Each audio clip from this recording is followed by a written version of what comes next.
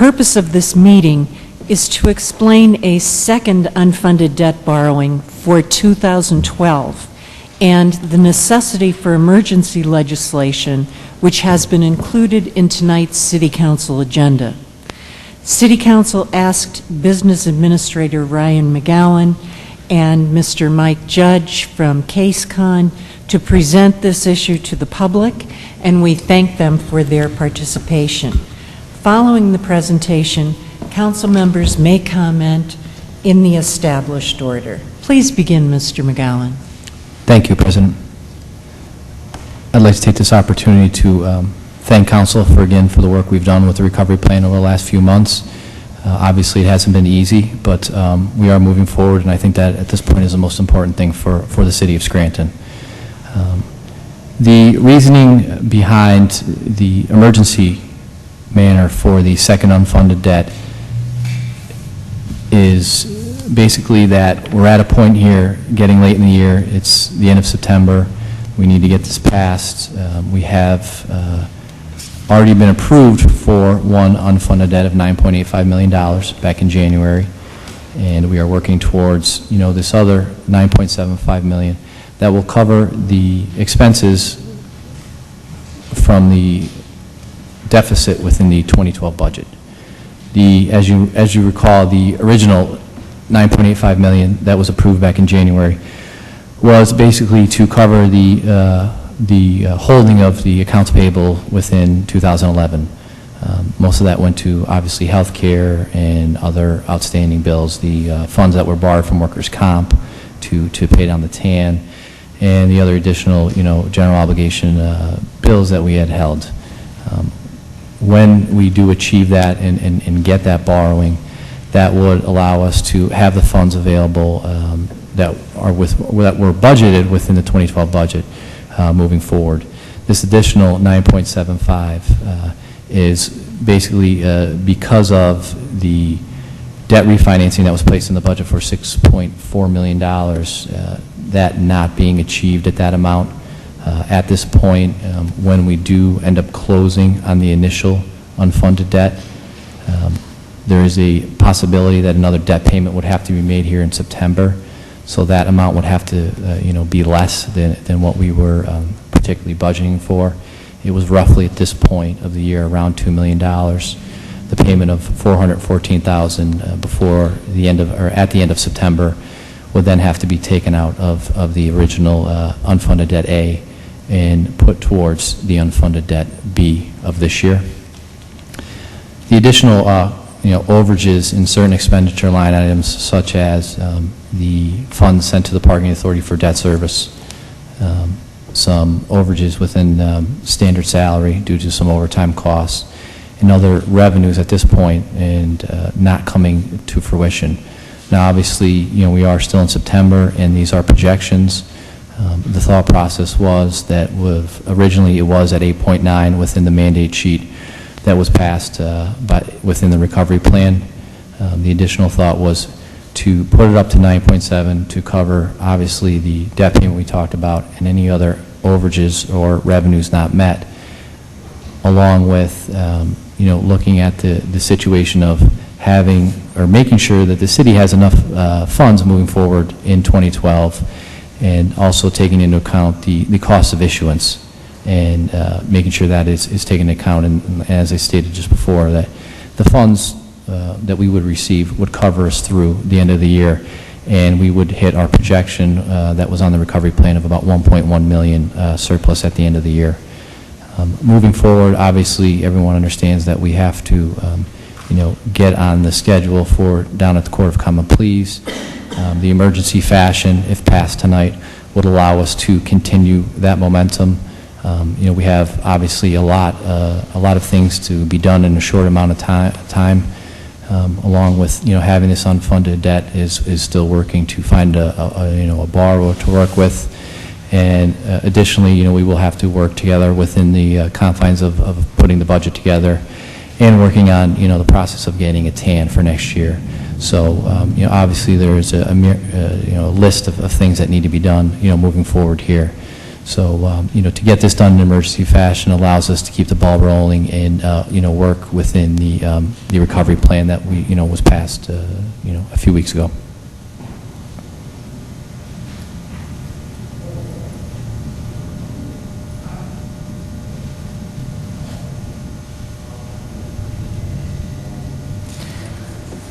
Once again, just so that the public can understand, if you can explain the purpose of the $9.75 million. I know you said $6.4 million for the debt refinancing that did not occur. Mm-hmm. And then I believe possibly a $2 million bond payment due in September? That'd be, I'm sorry, the $414,000. It's $414,000 would be the bond payment on our A, B, C, and D series. So you'd have that into account. We're looking at this point of a projection of being over on, salary, expenditure line close to $1 million. I guess wild card at this point is, are there any other additional funds the parking authority will need for their December payment? I think that's something we'll be working with the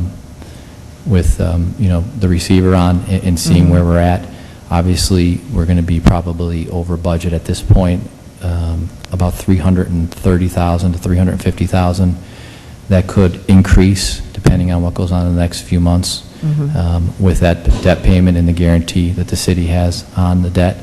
And then there's some additional revenues that, as far as projections we're looking at now that may not come to fruition. The ability to say 9.75 doesn't mean that we may need 9.75. We put up to, so if it's less, then obviously we're going to borrow less at this point. So we'd have a better idea, I think, as we keep moving forward of, refining that number and basically working it within the confines of the recovery plan. We projected that $1.1 million surplus. I think that's what we want to stay to at this point. Yes. Council, just to simply look at it, the refundings that Ryan is speaking about is basically the same, what I call deficit financings. You are running a total between 2 years of about $20 million of unpaid bills between 2 years, 2011 and project 2012, about $10 million a year. Call it refundings, call it unfunded debt, call it what you will. You're going to issue approximately $20 million in 2 tranches to pay past bills. That's really the global, easy way to understand it. Thank you. Does this unfunded debt borrowing require a tax increase? And if so, how has a potential tax increase been covered? Well, I think if we went back to the initial judge's order that came about in January, the judge had ruled that it would have to be done through a tax increase. I don't know if the judge would put that order in going forward, but obviously, looking at our mandate sheet, we have accounted for that debt service of this unfunded debt moving forward. So, in essence, we have covered it on our end. I don't know, what the judge's order would say with respects to, moving forward of paying of that, outstanding obligation. Thank you. Councilman Joyce, do you have any questions or comments? Very briefly, just to repeat, the $9.75 million total that we're borrowing for, as far as the unfunded borrowing, 6.4 is for the cost of the refinancing that we're not receiving. $414,000 is for the bond payment in September. $1 million is in salary overages, which includes police overtime and hiring back additional firefighters, I'm assuming, too, correct? Yes, you would be correct on that. And $350,000 for the SPA overage and their debt payment. Yes. And additionally, obviously, the issuance costs we talked about with the borrowing. I don't have a accurate projection of that at this point. Our hope is that it would be, less than the initial A because of a lot of the due diligence already being completed by suggested parties. And just to confirm, as Mrs. Evans said, the tax increase that would be associated with such borrowing is already built into the recovery plan, correct? Yeah, we've obviously worked on that and Right. accounted for it, through the increases and other, other revenue generating ideas that we worked on. So, moving forward, it's, I don't know if, we know what whomever judge may have it of what he would, decide to do as far as, the repayment of that obligation. That's it. And Councilman McGough, do you have questions or comments? Thank you.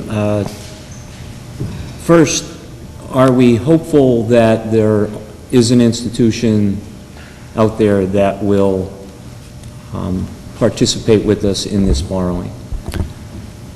I would say the outlook is better now than it has been earlier in the year and in the summer. I think the passage of the recovery plan has assisted with that. Obviously, tough decisions were made by everyone, and I think that the local financial institutions, along with the capital markets, have understood that and realized that. And I'm hopeful that we will be able to, find, someone that will be willing to work with us. And if in fact we do receive this unfunded debt, that would balance the budget for 2012 and allow us to move into 2013 With a surplus? a Yes. shortfall?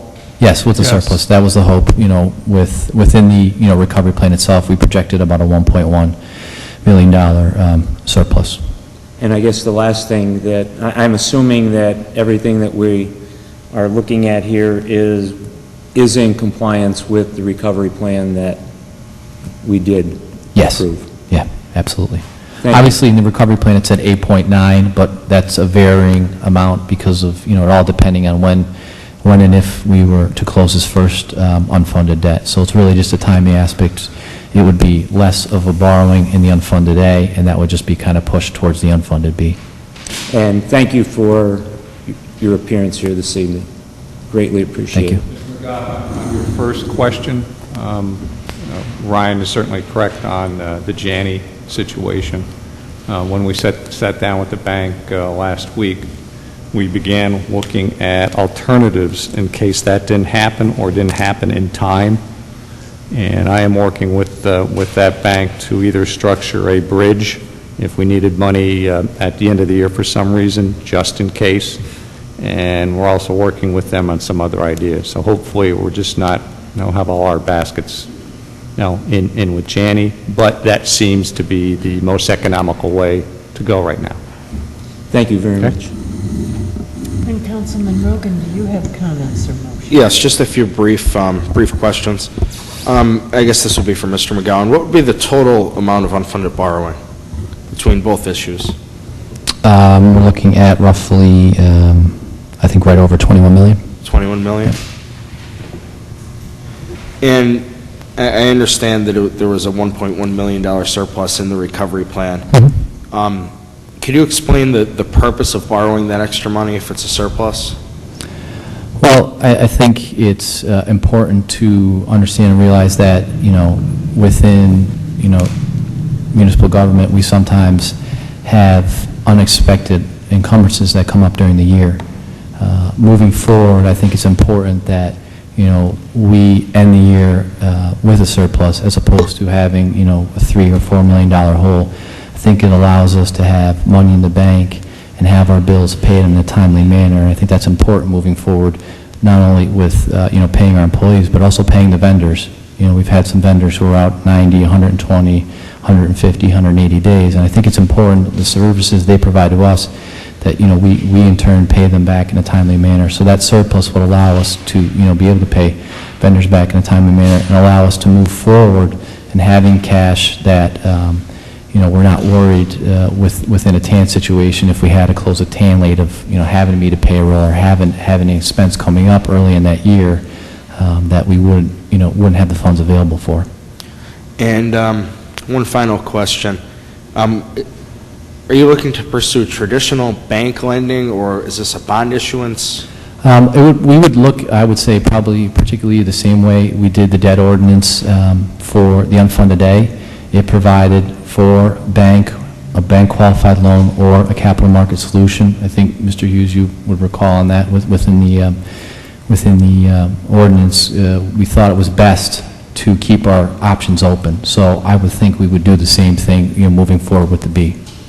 So the interest rate and all that, we wouldn't find out until a lender would come Yeah, to I the mean, city? we could speculate, but, at this Yeah. point, I would say once we can close a deal on the A, we'll have a better idea of probably what we're looking at with the B. All right, thank you. Thank you. Just two final questions. Because of that $1.1 million anticipated surplus, might it be possible that the TAN for 2013 could be a bit less? Yeah, absolutely. Not having the, accounts payable being as high and having, funds in the bank, it would allow us to maybe not have to borrow as much, going through, which in the long run helps us because it's not as big as a payback. Yes. We can stretch that out maybe a little longer with whatever institution we work with. So, that would assist the city, And I think you did mention this earlier, but I just wanted to be sure everyone had heard this.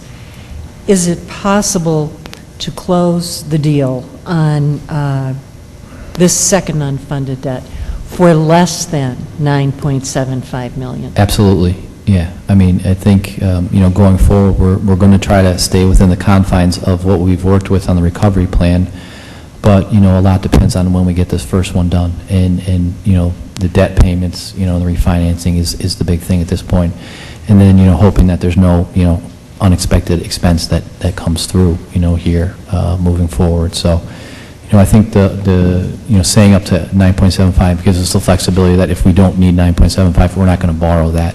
If we only need the 8.9, then that's what we'll end up doing. Okay, very good. I just wanted to say to members of the audience, if any of you had any specific questions for the business administrator or Mr. Judge, you could submit those in writing to Ms. Marciano, and we will give them to either or both gentlemen.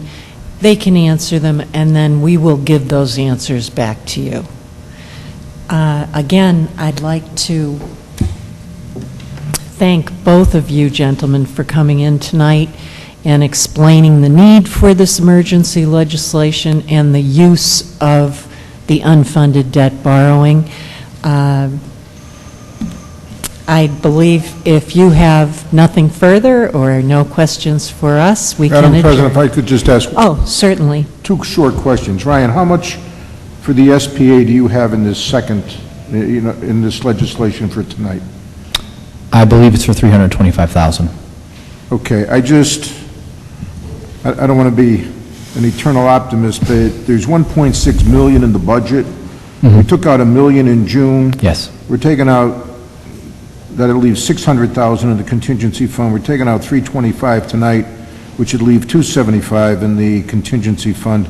I believe this bond payment coming up on Saturday is like 900,000. I have it at 959, Okay, 227 and 50 cents. Okay, 959,000, which means that the authority came up with around over $600,000, because we're only coming up Well, 325. Yes, well, but we did actually,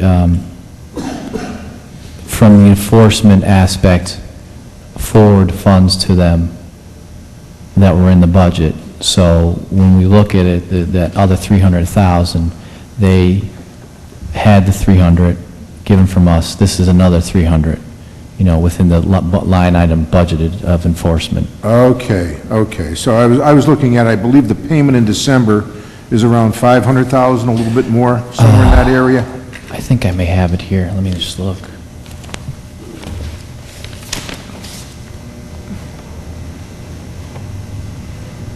you know what, I just have the whole outstanding. I don't have the exact December. Somewhere I But think that's it's not- around- that- your number sounds in the ballpark. Somewhere, I think it's around 500,000. So assuming if the parking authority, now that, you know, Mr. Washoe's in there and that, you know, that we have a central parking garage in there managing it, if they come up with 300,000 on a $500,000, we still have 275 in the contingency fund.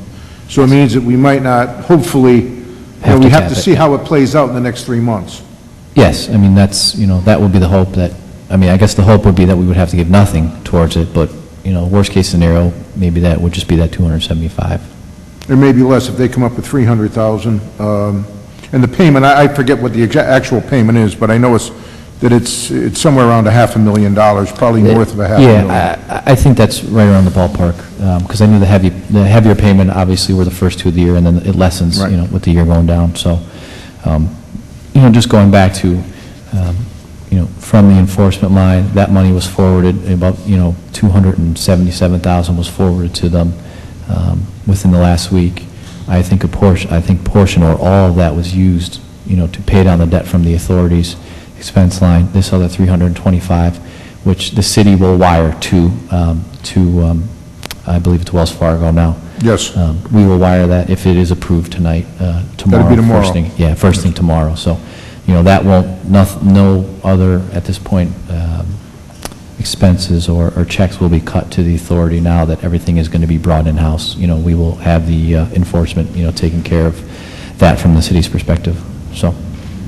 So the $10,000 a week, was, I guess it was $20,000 every 2 weeks was being paid to the authority pursuant to the budget. That'll be stopped as of Yes. next week. Yes, And then we'll have right now, all of the meter people are back in-house. They'll be on the city payroll then.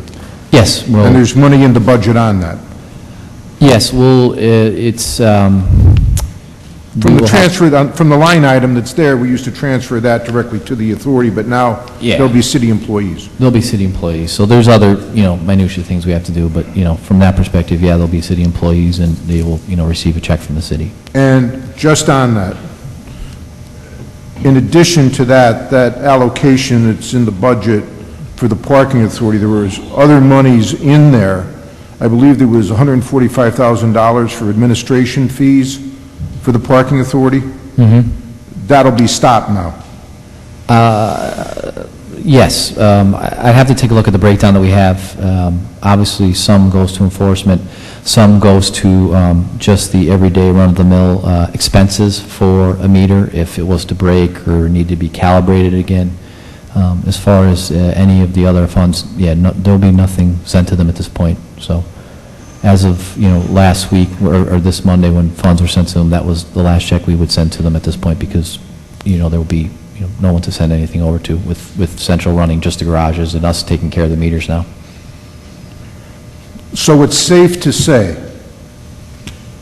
that as of today, the parking authority will have no money. As far as my understanding, yes. Okay. Other than whatever Central Park, or Central Parking is, you know, running through the garages, that would be their funds. No, well, the way that happens with the receiver, all of the monies that are now produced by the parking authority by Central Parking on managing of the parking facilities goes to the receiver. Receiver, and he disperses. It's deposited into his account to go to Wells Fargo. Yes. The only money that the parking authority had outside of that was the cooperation agreement, which we are terminating. But in anticipation of that, and that, all the meter readers would have come back into the city as Absolutely. of October 8th. Yes. They're back into the city as of today. Yeah, they will be back into... tomorrow. Yeah, you would be correct to say that. They will be working out of City Hall tomorrow. And that there'll be no monies coming from the city to the SPA. No, there'll be nothing. Thank you very much. You're welcome. Thank you once again for your participation, and we thank the audience as well for coming to listen to all of this very important information that will be voted on tonight. And this public hearing is adjourned.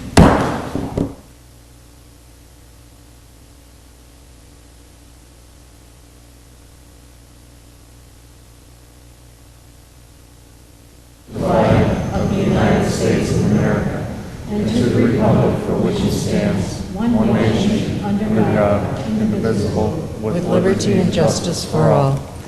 Please remain standing for a moment of reflection for our servicemen and women throughout the world, and for all those who have died in the last week, particularly P. Robert Hart, devoted father, brother, uncle, World War II Army veteran, and former volunteer at St. Anne's Basilica; Helen Gedman, loving mother of our friend Chuck, grandmother and great-grandmother; Barry E. Pierce, beloved son, brother, friend, and companion of Joe; John P. Padden, devoted father of Katie, my former student, grandfather, brother, and Army National Guard member, and their dear families and friends they leave behind.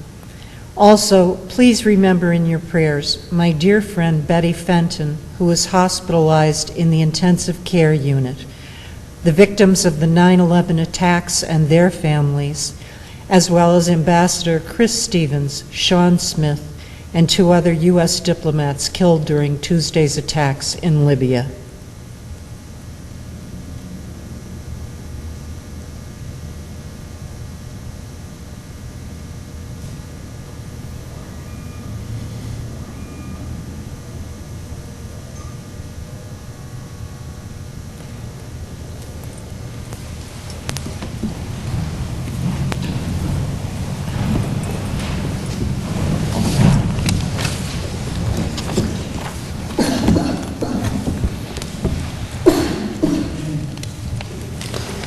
Roll call, please. Mr. McGough? Here. Mr. Rogan? Here. Mr. Loscom? Mr. Joyce? Here. Mrs. Evans? Here. Dispense with the reading of the minutes, please. Third order, 3A, audit status report from Robert Rossi and Company, received August 16, 2012. Are there any comments? If not, received and filed. 3B, tax assessor's report, hearing dates for August 8, 2012, and September 5th, 12th, and 26th of 2012. Are there any comments? If not, received and filed. 3C, tax assessor's report, appeal hearings for September 19th and 27th of 2012. Are there any comments? If not, received and filed. 3D, tax assessor's report, final hearing results from August 22nd, 2012. Are there any comments? If not, received and filed. 3E, tax assessor's commercial appeals report. Are there any comments? If not, received and filed. Do we have any clerk's notes this evening, Mrs. Craig?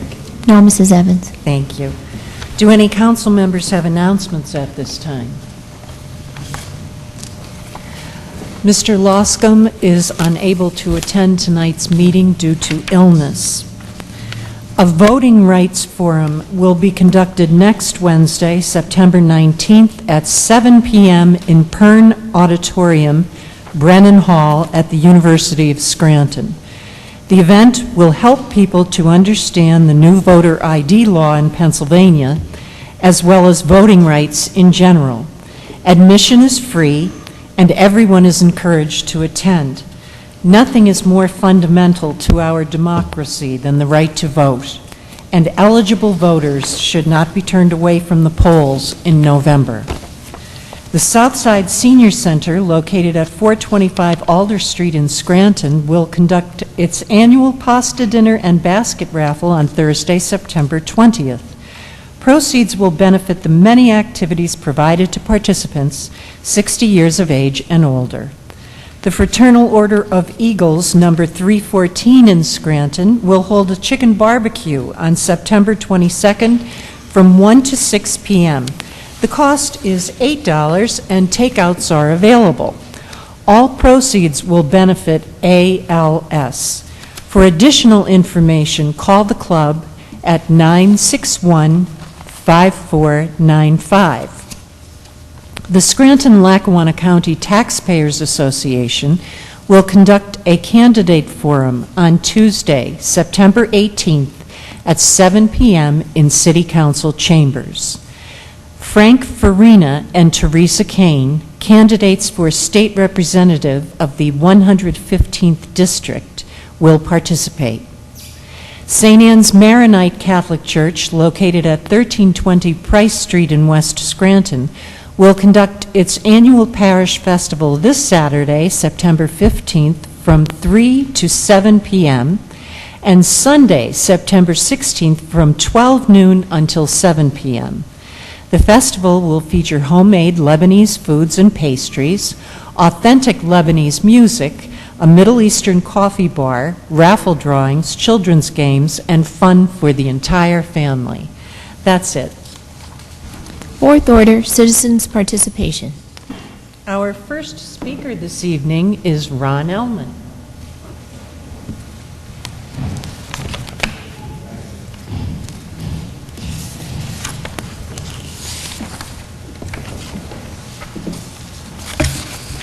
Yeah, thank you, Council. First, I'd like to quell a misconception that all I do is talk to a bunch of illegal immigrants standing in front of the grocery store holding a access card. I think 3/4 or 4/5 of the people I talk to are homeowners and professional people and property owners, business people. Just comes to mind, Monday morning early, I was at the Petros Pharmacy in Dunmore. We sat and talked about council for 5-10 minutes. That's who I talk to mostly. Not that I don't have any feeling for people that don't have property or something, but you know, that's just how it is. Next, I'd like to talk about this deplorable, despicable, disgusting headline about the university suing us.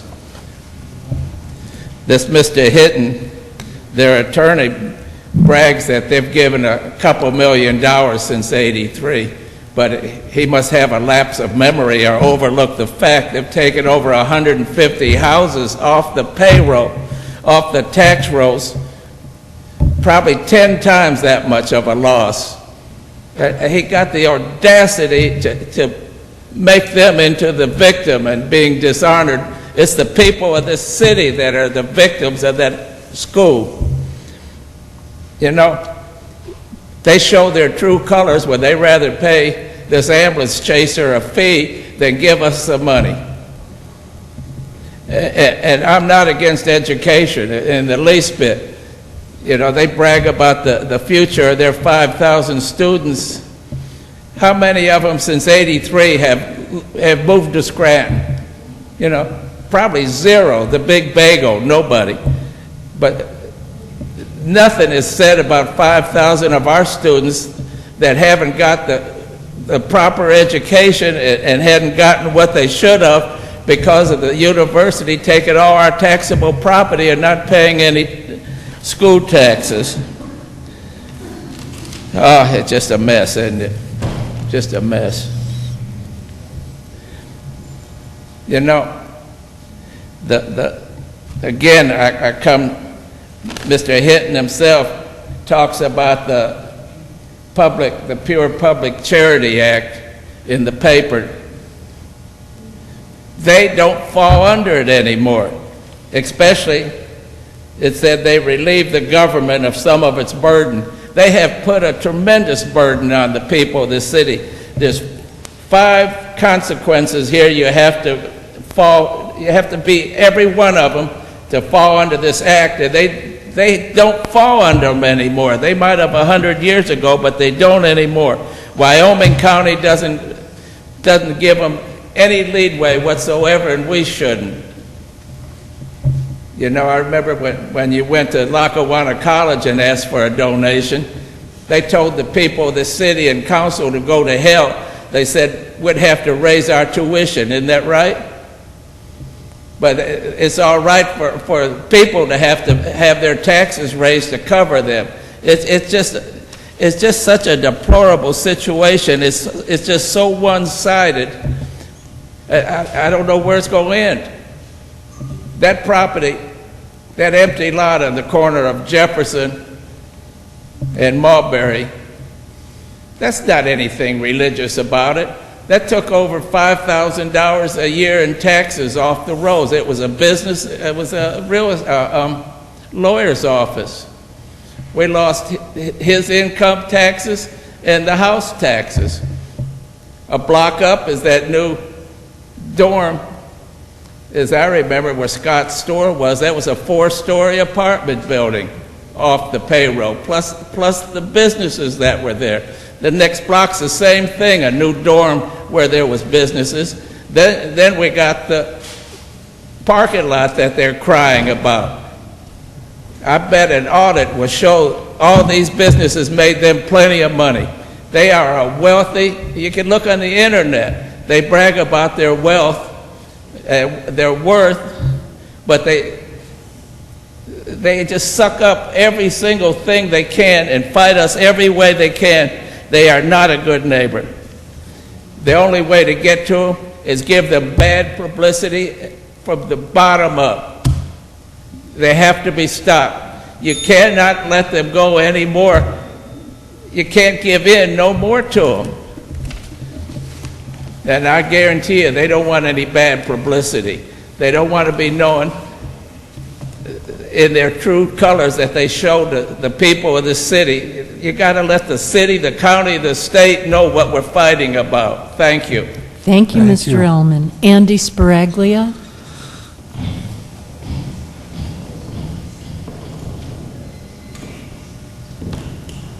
Andy Sparaglia, Citizen Scranton fellow Scrantonians. As you know, in the closing days before you took office, Mr. McGough pushed through an authority for the library. And we're stuck with this authority. Now the snake has come out of the bag. They want us to lend them $500,000 to lease this building that we did own for 50 years. Your legislation, I'll read it to you. Library building will be used as an undisturbed use by the public as a library for only 50 years. This is what I mean about allowing people to sit up there and not being able to challenge them. That 4 years is too long to wait to get rid of somebody that's just doing damage to the city. But the gall want us to give them the money to lease back to the library. No, that can't be stand. You can't allow it to happen. You must stand strong on this. The library belongs to the people of Scranton for perpetuity. Till we're all dead and our grandchildren are dead and our great-grandchildren are dead, as long as that library stands. And look at the damage that has been done by this authority, these so-called legislators that we put in office. We stand bankrupt today because of them. We have no future because we have to tax everybody to debt just to make ends meet because of the damage they did. And they go by and they smile like as if they did a great thing to the city. We cannot hold them responsible. I wish we could. I wish we could change the Constitution and hold public officials responsible for their actions, but we can't. They say they're incompetent, and if you are pushing up there, all you're going to get is incompetent people. I think that's what we got. Now did you look at our city engineer? You told me was John Pocius. Is that true or not? I believe SECO is the engineering firm, and Mr. Pocius is the representative of SECO to the city. If he's acting as an engineer, SECO has the contract on the paving cuts. Don't you think that's a little conflict of interest, where the guy that works for SECO is in charge of overseeing the paving cuts? You don't find that a conflict of interest, I guess. No, I'm not saying that, but city council has no authority or involvement over hiring an engineering firm. But you do have them out. That you do have. So you got to use that out, not just when it comes to election time. because that's ridiculous. Same with the cars. We're advertising for broken-down cars, 207s, because we need the police cars. But yet, when that money was for the grant and the block grant, why wasn't it used when it was supposed to be used? Somewhere along the line, you gave the money for that block grant to buy police cars. And then this year, they cry and say, you can't use them this year. So we have to buy broken-down police cars. Where's the logic in this system? Where's the logic in this government? You got to be more responsive. You're not dealing with people who are upboard. You're dealing with people that like to cover up. What you should have asked, could that money that wasn't used when it should have been used, could something else be deleted that that money was for, and that money in turn put in to buy the police cars? Because you got to remember, it's a number game on a formula. Sometimes you can use the money for one thing, sometimes you can't use the money for another. They said you couldn't use it. I understood that. But somewhere along the line, maybe a project that wasn't complete could have been deleted. And then that money could have been used. Because it was all a formula.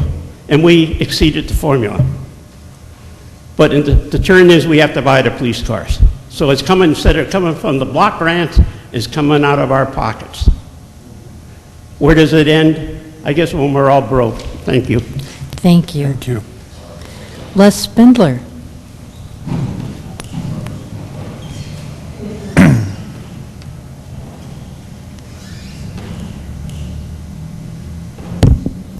Evening, Council. Les Spindler, city resident, homeowner, taxpayer.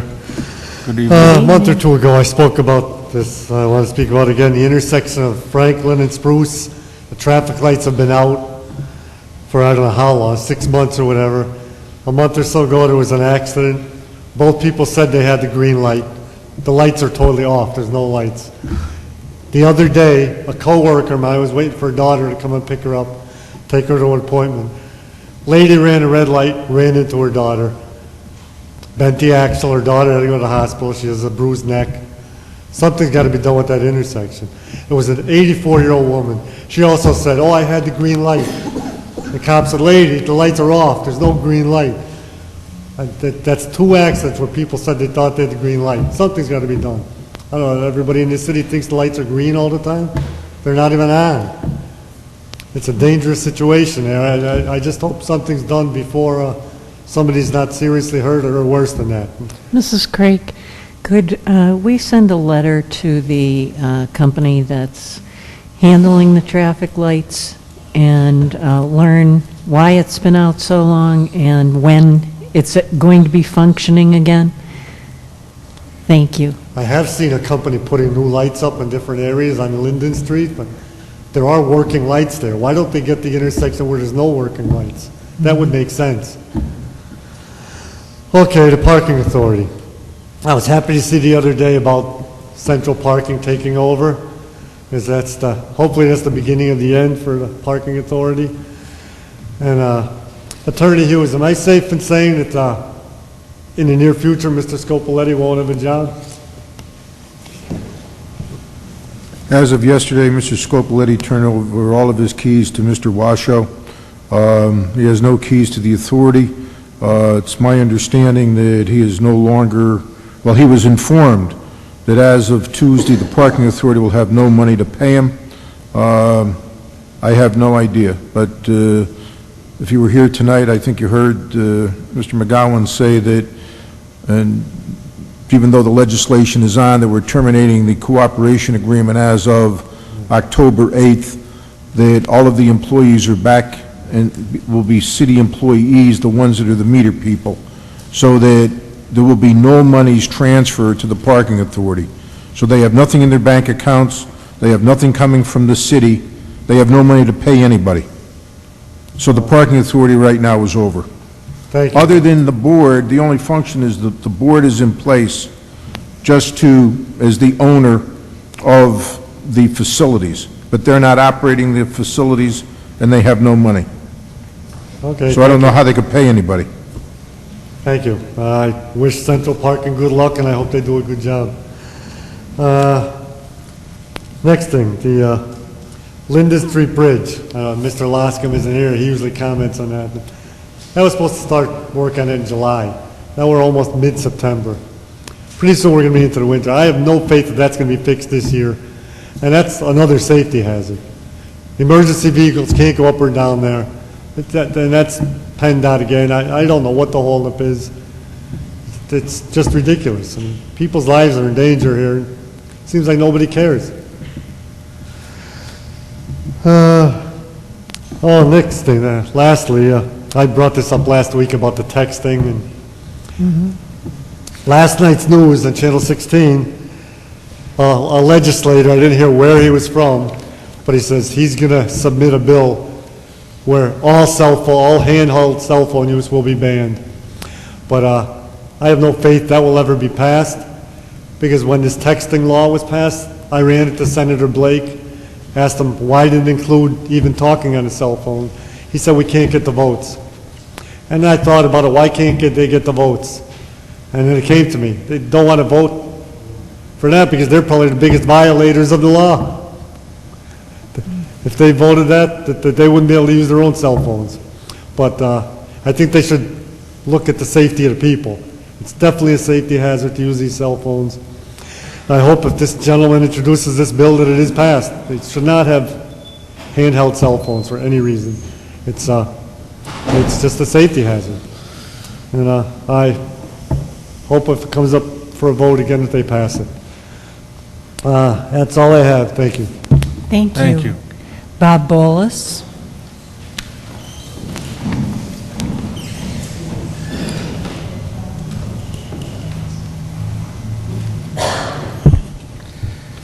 Evening, Council. Bob Bola, Scranton. Good evening. Good evening. First of all, one question I have is, what are we paying Washoe for? You have a board in place. Why do we need to pay a guy $100 an hour in the Scranton Parking Authority that's all automated and changing? Let a board handle it. I mean, we're out here to cut costs, not keep incurring them, and $100 an hour is a nice little windfall. I know we wasted money on the golf course funds, $3.5 million the mayor squandered. Hottest summer on record, and one pool was open. And people wonder why people in the city are disgusted with what's going on.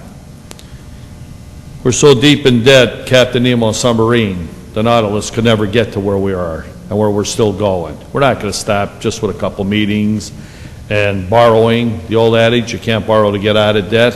And what we're going in debt deeper and deeper, and we've tied the anchor chain around the necks of the people to the city of Scranton in their pocketbooks. And there's no bottom in sight. No matter how we want to push the peas around the plate, it's not going to happen. Either we run Scranton as a business, or we're not going anywhere. We just can't keep borrowing and borrowing and borrowing. Look at where we are. We're the laughing stock of the nation. Tells us we did something wrong. One thing I will commend this council, it was nice to see that you finally brought the mayor here. It took him how long to be, what, the sixth councilman? 8, 12 years. The past councils that did the rubber stamping played his game, played their game at the expenses of the people. They got pensions, they got other things that they weren't entitled to because they put the people at risk, and that's where we are. And every one of them should hang their heads in shame where the city is today. There's no games, there's no animosity one way or the other. Your records all speak for yourselves. It's black and white. Watch a video, watch a tape, read a newspaper. The responsibility starts with councils and an administration. The people's hands are tied. The only thing they can do is every 2 or 4 years make a change. And I think we need to do that.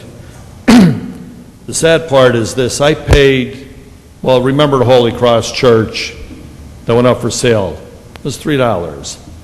The city was going to demolish it and all that. I paid $35,000. Bought the church, not because I needed a church or I needed a hall, but I believed in Scranton and the preservation of our historical values and cultures. And that's why I bought it. It wasn't worth $35,000. But what it represented was worth a lot more to all of us in the city. Well, I've been assessed $500,000 for this property by the county. Taxes are $25,000 a year. I've let the kids play free since I bought the property at the Holy Cross Hall. That's all been put in jeopardy. And it troubles me to see the University of Scranton, a bully with money, sit here now and sue this city over their private enterprises. It's a damn disgrace. There's no other words to put it. And if they're Jesuits or whatever they want to preach, what they're doing to the city is just sickening. It's time they took responsibility. And don't tell me you're going to pay $140-some thousand. What's it going to cost me over the next 5 years is going to equal what they pay on all their enterprises. And we need to make the change. You need now, once and for all, you need to consider a fee, not a tax. Taxes don't apply in KOZs and nonprofits. But this city can, since you're the majority, you could override the mayor. You could implement a fee in this city that goes across everybody in the city. At 1%, university is going to pay over $11.5 million a year to the city for whatever the fee may be and whatever they could do with it. Becomes creative financial responsibility. You got to create what you need to get this place straightened out. And it's not just the university, it's every other one taking a free ride at the backs of all of us in this city. $500,000 for a church that was worth $3? It's an absurdity. But that just shows you what goes on with politics in the city of Scranton, is why we're here. It wasn't about the people, it was about who was looking to get elected, who was going to do their buddies a favor, and where they were going. And now it's time. The party's over, and it's time to happen. One thing I need to do, Ms. Evans, if I may, I'd like to ask Mr. Hughes a question, and this has been here a long time, and it relates to the city and its financial responsibility. If I may ask him a question? Yes. Mr. Hughes, if you could, I've asked Mr. Kelly, we put it before the board here, I submitted deeds regarding to a 16.5-foot deeded waterway on East Mountain. There was a $50,000 offer that I made for that property, whether a home's on it or not. It wasn't properly done. It was done in a subdivision that was basically illegal, and the way it was done. I spent a lot of money having deeds, searched and all, that proved that the city still owns it. Paul Kelly made a statement, the city does not. We requested, I believe council did at that time, to produce the deeds, put the paper where his mouth is once and for all. And to this date, nobody's produced whether the city does or does not own it. And I'm asking if council tonight could make a motion to have Mr. Hughes get that information from Mr. Kelly, and we put this matter to bed once and for all. There's $50,000 on the table to a city that could use every penny. And that's my request, if I could get that.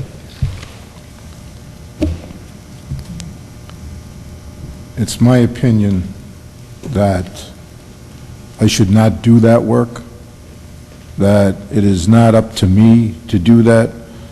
My position with council is strictly on legislative matters, and this is not a legislative matter. Okay. Would council then entertain a motion to either have Mr. Kelly come here and produce the documentation? This has gone on over almost 2 years now. This has been going on and on and on. It's time there's accountability. Since we're looking at everybody to be accountable in this city, he's not exempt from it. And it's time he stands up to the plate and produces the truth and factual information, if council would entertain that motion. I don't want to see it in the form of a lawsuit through depositions and take the city, which is unfair, to make the city come up with more money to satisfy which we're entitled to know. We're taxpayers, and right now we're all being penalized by the financial situation of this city.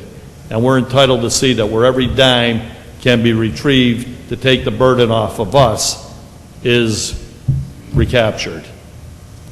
Mr. Volas, I'll discuss this with our solicitor, and then I believe council will follow his advice. Okay, if you would let me know, please. Thank you. Ozzie Quinn?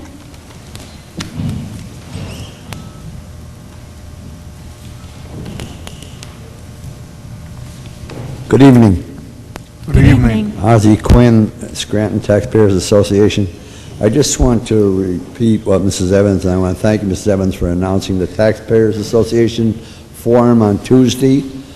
Frank Farina and Teresa Kane are the candidates, and this is for the vacant seat that Representative Stayback was retiring up the line, and it covers a big area.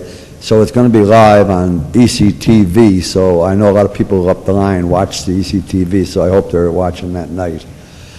I want to also mention about 5B, especially Mr. Rogan, in regards to this here, the Community Development Block Grant going up again for, I don't know what year, since 74. I think since Mr. Doherty been here, we spent over $50 million just in CDBG, no home, no emergency funds, no UDAGs, no whatever, okay? The fact is that I doubt if they did 10% of that, I'd say less than 10% of that was done for neighborhood improvements through housing rehabilitation. And it's the Housing and Community Development Act. And for some reason or other, they just forget about that housing end of it. And that's why all we see is city inspectors condemning buildings, tearing them down, and vacant land where a lot of these properties could be repaired by their owners. Some of these people who are suffering right now, paying the taxes and whatnot, could get grants and deferred loans. I would go out on a limb and say we're the only city in the United States that's an entitlement city that does not have a housing rehabilitation program. I don't want to hear about Scranton neighbors, Lackawanna neighbors, or anything like that. I doubt if they did 25 homes in the 25 years they're in existence, okay? That's not it. You got to do a comprehensive housing rehabilitation program. You see what's happening out there. It's deplorable. The other thing I want to do is, the fact is that, since we're escaping for money, I saw that they were bidding out for tires, fuel, anti-skid, and janitory awful stuff. I know this is old hat, but again, there should be some intergovernmental cooperation here with the school district and the county to see if there's somehow that, you can't do this in a bulk bid. Right now in housing developments and community organizations across the United States, they're doing bulk. They're getting together and doing bulk bidding, okay? The city of Scranton, it behooves them to do it. I mean, we don't have two nickels to rub together. So I appreciate if you look into that, Mr. Rogan, on this here, okay? Absolutely. The other thing here that I want to put in perspective, this was in the paper today on the regional news. It says that the Summit opposes commuter tax plan.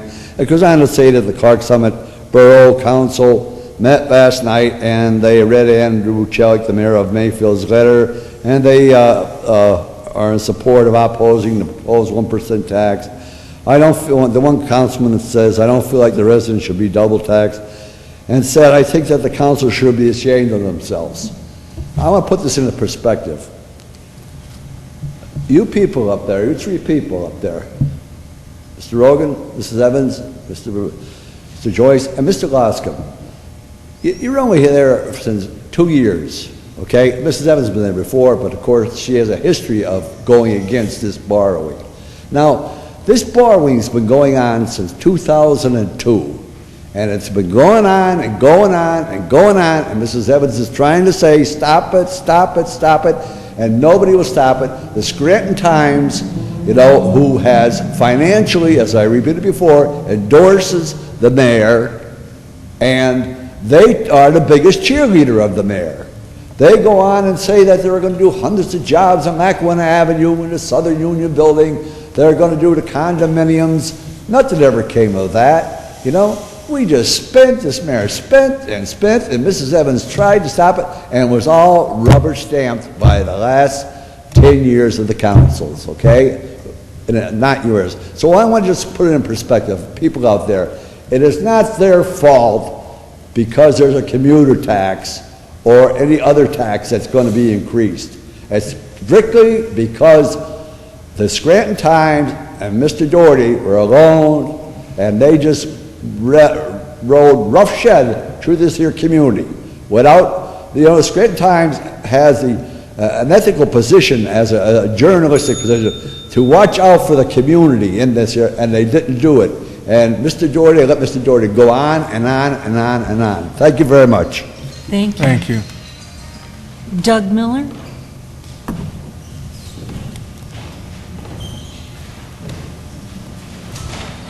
Good evening, Council. Doug Miller, Scranton. Good evening. Good evening. Just like to begin this evening on the legislation tonight, 5E, dealing with the $9.75 million unfunded borrowing.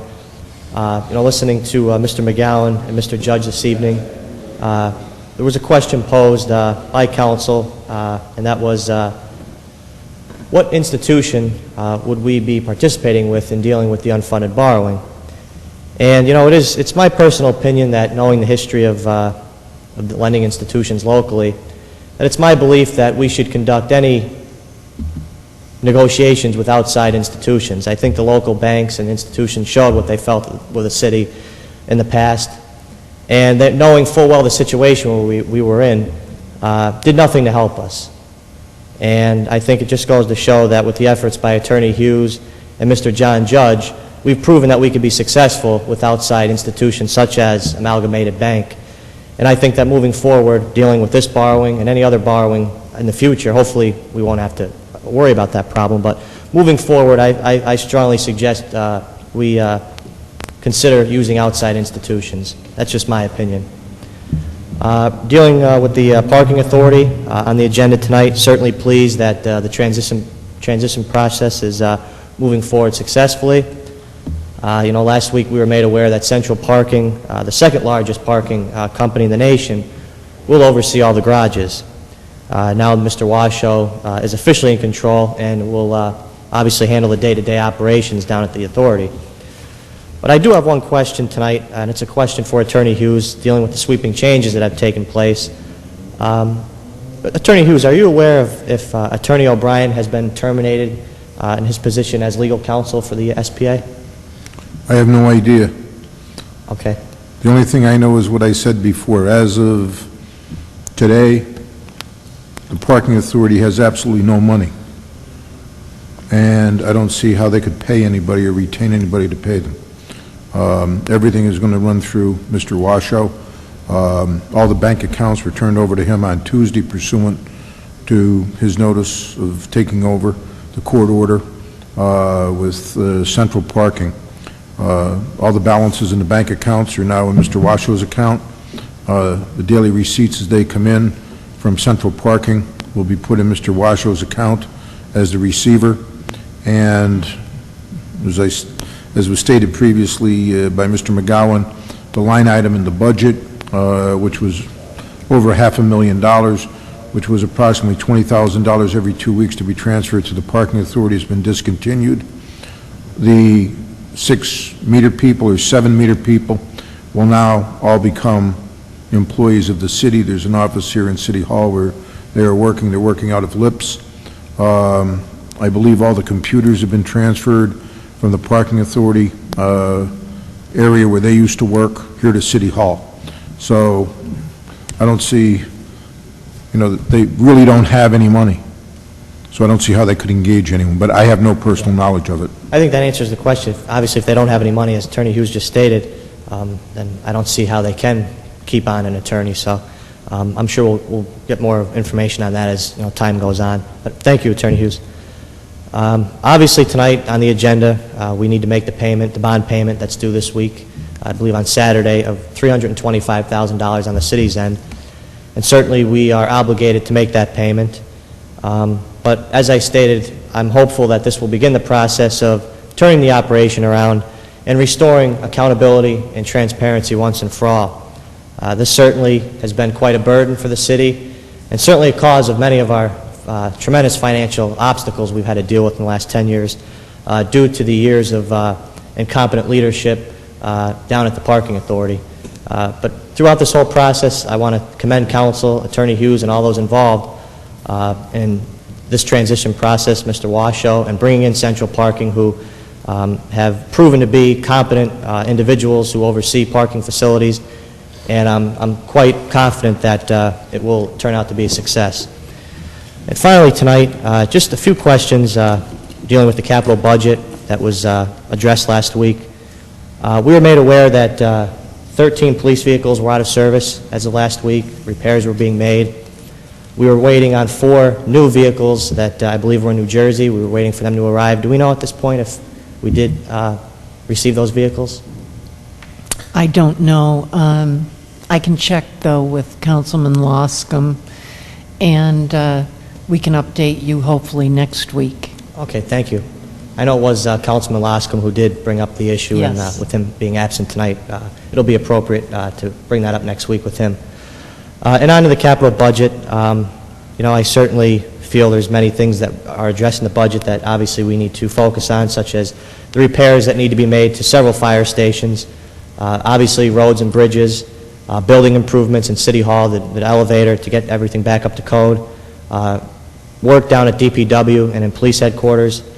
But I would just like to suggest that, obviously the capital budget will be addressing this for quite some time now. It's a process that takes some time, but just my suggestion would be if we can possibly consider placing adequate funding aside to address issues such as maintenance to police vehicles, fire engines, and DPW vehicles that are certainly falling apart. I mean, we have police officers driving around in vehicles that, from the looks of it, they don't seem too safe. And it's something that I feel we should be pretty embarrassed about, that we have public safety personnel driving around in inadequate vehicles, in my opinion. And I think these are priorities that need to be addressed. I mean, when we talk about a park system and we want to invest $7 million in parks, I think it goes back to, once again, priorities, and that this administration has had a difficult time grasping that concept of priorities. And I think we need to start addressing the essentials. And this certainly is essential. And so, like I said, moving forward with the capital budget, I'd like to see us address improvements to the vehicles. That needs to take priority. Thank you. Thank you. Lee Morgan?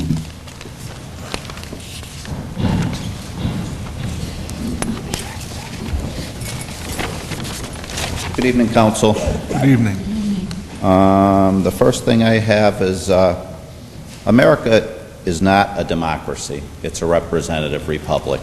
And I think that's really important to note that today, because in a true democracy, people would be asked their opinions and things would be done by a vote of the masses. And I'd like to also say that I think that our major problem is that we've taken a plan which I believe is very flawed. And I think that the people outside the city, like the Clark Summit Council and other citizens, are doing the right thing by beginning now to fight any commuter tax. And I also believe that the citizens should also fight any sales tax increase, because that's not the solution to our problem. I also believe what Mr. Bola said to be factual, that we can't borrow our way into being financially stable. And I don't think that the people outside the city are responsible for the debt. I think the residents of the city had an obligation to go to the polls and vote. They chose the leadership they chose, and the dominoes fell the way they did. The city's financial problems have been well known for an extremely long period of time. But the other thing I want to talk about is something that Ozzie Quinn hit on here before about the amount of demolitions in the city. I've got a list of 202 properties that were demolished from 1998 till present, and there have been some that were demolished with the city in-house, or that the city itself paid for. I personally think that the city's rental registration program is just a terrible piece of legislation for the residents of this city. I think it's nothing more than a revenue enhancement And what I'd really like to do is, I'd like to drop this list of 202 properties off to council, because I really think that since you've legislated a rental registration program, and I think maybe you should take a good look at this 202 properties and see why they were demolished and what the reasons for their condemnations were, and whether the people who own these properties didn't understand they had a right to go to the Building Appeals Board.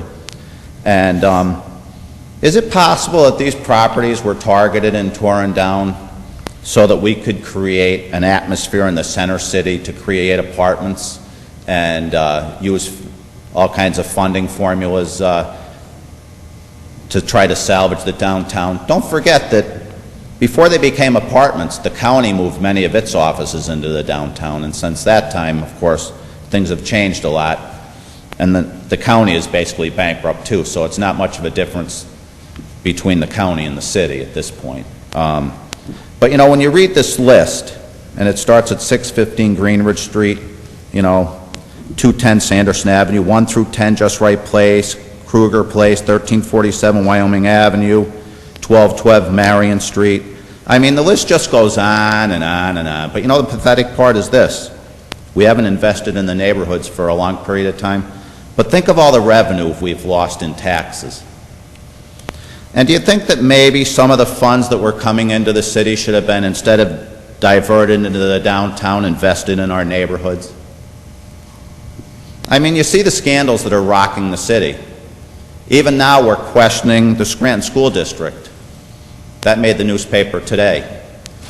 And is it possible that the city, I remember I was in Washington State, I think in 2000, and the reporter, I was sitting there watching TV, and the reporter said that the mayor, who was the mayor at the time, had changed political parties, and that Scranton, Pennsylvania was the most corrupt place in America. And it may be comical, and some people may find it to be comical, but the truth of the matter is that this city is hundreds of millions of dollars in debt. Its residents are trying to sell their properties and leave. And I think good government creates an atmosphere where businesses flourish and people want to live. And we have the direct opposite here, so maybe it is comical, but I don't find it to be comical. And you know, like I said last week, when you go to the administration building in Scranton, you hear little kids tell you they're hungry. Maybe it should mean something. Thank you. Thank you. Dave Dobson. Thank you. Good evening, Council. Good evening. I didn't read much about the capital budget. I'd like to get a copy of it, but I have a simple request for everybody concerned. Forget about any further spending on swim, splash parks, tearing down buildings. I haven't been by them. I do intend to go by them. I guess the one is Novembrino and the other one is down on Capous Avenue. And I'm willing to bet that they're probably much larger than what we'll get out of it. Reconstruction, just like Naog Park. Mr. Polcheski came in with a statement a couple of years ago, a year or two ago, and he shed some considerable light on the problem. I used to go do my business somewhere else because when we were doing the kids swim free, because I was so close to kids dressing inside that bathhouse. I wasn't swimming, so I won't go any further. That's self-evident. Also, now on this parking meter business, it started out sounding like a good idea. But I have a question. Will meters still take change? Yes. I cannot imagine a credit card company billing me 25 cents. They'll probably charge me $2 or $3 just to do that, right? And I'm very concerned about it, and I don't want you people to look bad. I previously stated my support for what council's doing, and I fully understand that it's going to take a long time to straighten out all the problems we have. Mr. Dobson, just an anecdote. I was down in Philadelphia, and they have combined You could do credit card or you could do cash, and the way it works is each block has a kiosk on it. And you could go up, say you want to buy 2 hours worth of time. Right. You go up to the kiosk, you can either put in quarters, you can put in cash, or you can put in a credit card. Yeah. And then at that point, you'll get a ticket, you put it right in your window. So even the bigger cities that have moved to credit cards, you could still pay with change or cash. Yeah, I'm one of those simpler folks. I haven't been traveling much lately. Right, it's not meant to eliminate the cash payment. Yeah, I like New York City. I mean, I don't care for Mr. Bloomberg's abuse. He mentioned with the Occupy movement, I have the 7th largest army in the world. So, you know, and he's always crowing about Second Amendment rights and everything. I'm wondering here, what's the purpose? And I have a sewer bill here from last month. And I would appreciate if I could get it back, but if you people could take a copy, because I have a fixed charge of $39, consumption charge of $41.50, and gallons used 83. So where are we going here with this? I'm all for sound environmental regulation and so forth, but it's very concerning that I'm being charged $41.50, and I'd like to keep a watch on it. So I'm going to give this to Ms. Marciano, and I'll see after the meeting to get it back, make a copy, and we'll have to do some more research into this.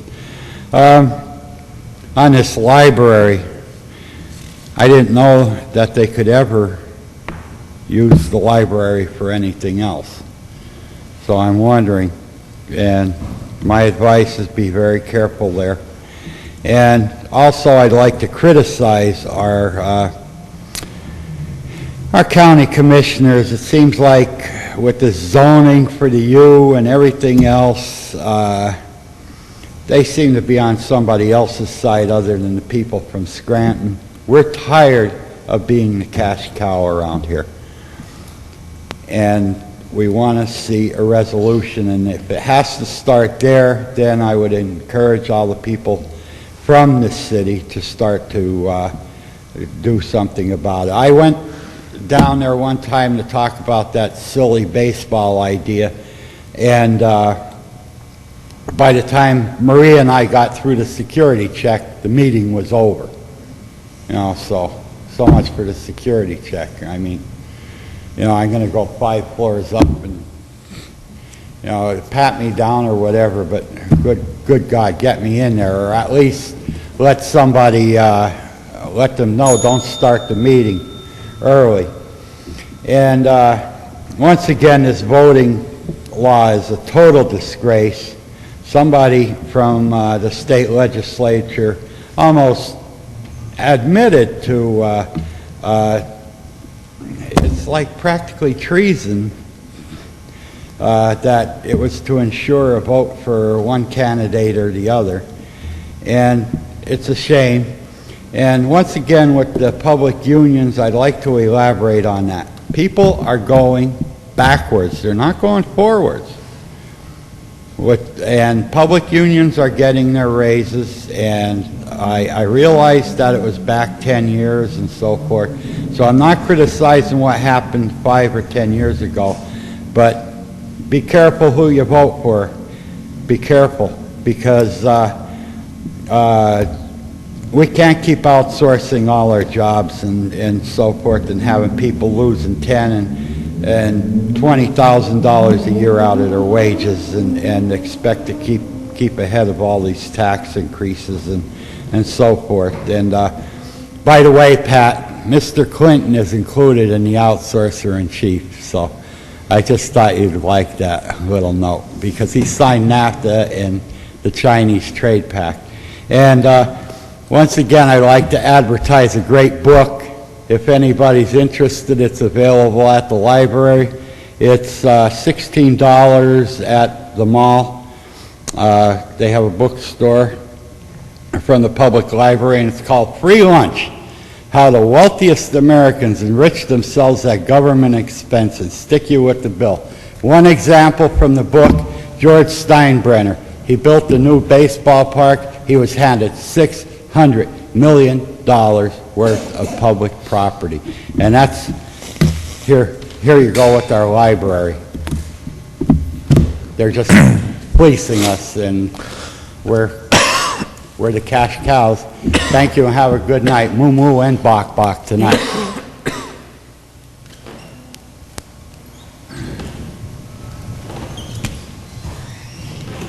Hi, Chris. Hey, Chrissy. That's for you. Thanks, Chrissy. Thank you, Chrissy. So, Janice, our game's tomorrow night, but how are we going to do against Stone tomorrow? But I tell you right now, better win tomorrow. Yep. Good luck, Wes. Good luck tomorrow. Let's win this one. That's right. For the city, that's it. Thank you. Thank you, Chrissy.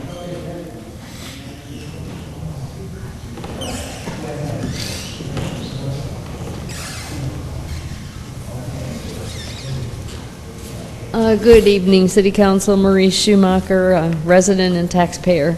Good evening. Good evening. Tonight, I thought, since it's sort of an in-between much of anything week, or at least it was till I came and got the agenda, I thought I'd review some previously asked questions and see if maybe I can get some answers tonight, but also I'd like to start with some new ones, and then I'll go through the old ones as far as I can. First one for Mr. Joyce. Is the replacement of the Southside Sports Complex included in the capital budget? And how much of the 5-year totals you provided last week are to be provided in 2013? No, or the expended? replacement of the Southside Sports Complex is not included in the capital budget. Okay. And what was the other part of your question? You read the 5-year figures. What is the figure for 2013, For 2013, next year? let me get my capital budget copy. You're not counting it against me, are you? Jamie, you're not counting it. As far as total capital expenditures are concerned, $2 million. Okay, now, I assume those are grants, because your revised recovery plan stated that capital expenditures would be pretty much restricted to grants. That is correct. Okay. Okay, next, Solicitor Hughes has referenced his past working relationship with Mr. Washoe more than once, which leads me to ask whether City Council and/or its solicitor recommend that Mr. Washoe be the court-appointed receiver of the Scranton Parking Authority. No. No, that is not true. City Council and the administration had nothing to do with the appointment of the receiver, just as we had no involvement in the choice of a new trustee. We had no involvement in the choice of a receiver, and we had no involvement in the choice of a new management company. Thank you. Now a procedural question. I don't understand how the operating agreement with the parking authority can be canceled as before the ordinance becomes law. Wouldn't the ordinance have to pass before the 30-day, before the time the notification could be given, which is 30 days? I'll be very brief. It's the most unusual clause I've ever seen on a notice. It's my opinion that we do not have to give 30 days' notice to do it. We just have to give them notice within 30 days of the cancellation. I've never seen a clause like it. It's extremely unusual. Yeah, within. I thought you had said with. Okay, that answers that. Thank you. It's been almost a year since the Supreme Court issued its ruling in favor of the police and firefighters. How much interest has accrued during the past year, and what is the monthly accrual amount? I'm not 100% sure what the interest rate is on it, but I could find that out. I would appreciate that. Maybe you could bring that back next week. Thank you. And then, could I ask for a show of hands of any council member who took the opportunity to review the affordability section of the Scranton Sewer Authority's CSO long-term controlled plan draft as I recommended on the 23rd of August? Okay, I really strongly suggest you do that because it does have a formula for affordability based on many factors, and I think a lot of people in this city are going to reach the break point. Next, how much real estate tax revenue have we lost to date due to real estate assessment appeals? Okay. And then I'd like, maybe somebody could ask Mr. Loscom if all the remote cameras are functioning and being monitored by the police, and if not, how many are? And then the new stuff, I would just note one thing with respect to kiosk payment of parking. It's very difficult for a lot of handicapped people and the elderly that have to go down and then pay and then come back, and they move slowly anyway, and they're not only is it a burden on them, but it's eating into their time. Okay, to the previously raised questions. Do we have the list of entities billed yet for the parking tax? No, we don't have that, but I will bring that up with Mr. McGowan again. Yeah, I mean, it just seems strange that we can't get that. Next, the size of the rental property database. Were you able to get that? The census figure, just so you know, the last census figure said there are 33,853 housing units in Scranton with a home ownership of 54.6%. That leaves like 15,369 units that are most likely occupied by renters. How close are we to that 15,000? I was going to address this during motions. Okay. Would you prefer that I do it now? No. And we could hold Ms. Schumacher's time for a moment, do it in context now. So, It's your decision.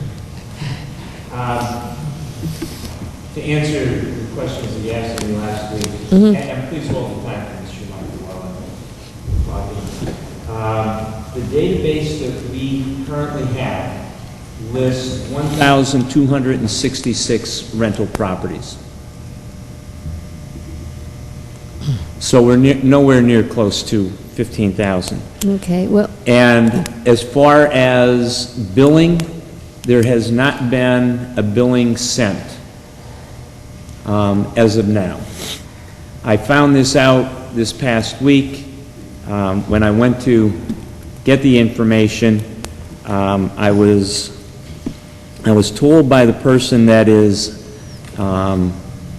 functioning in the rental registration position that there was, first of all, I was told that there was no database, that he couldn't find it or couldn't access it. I don't know why, but that was the first thing, and because they couldn't access that, there was no billing sent. And then there were a whole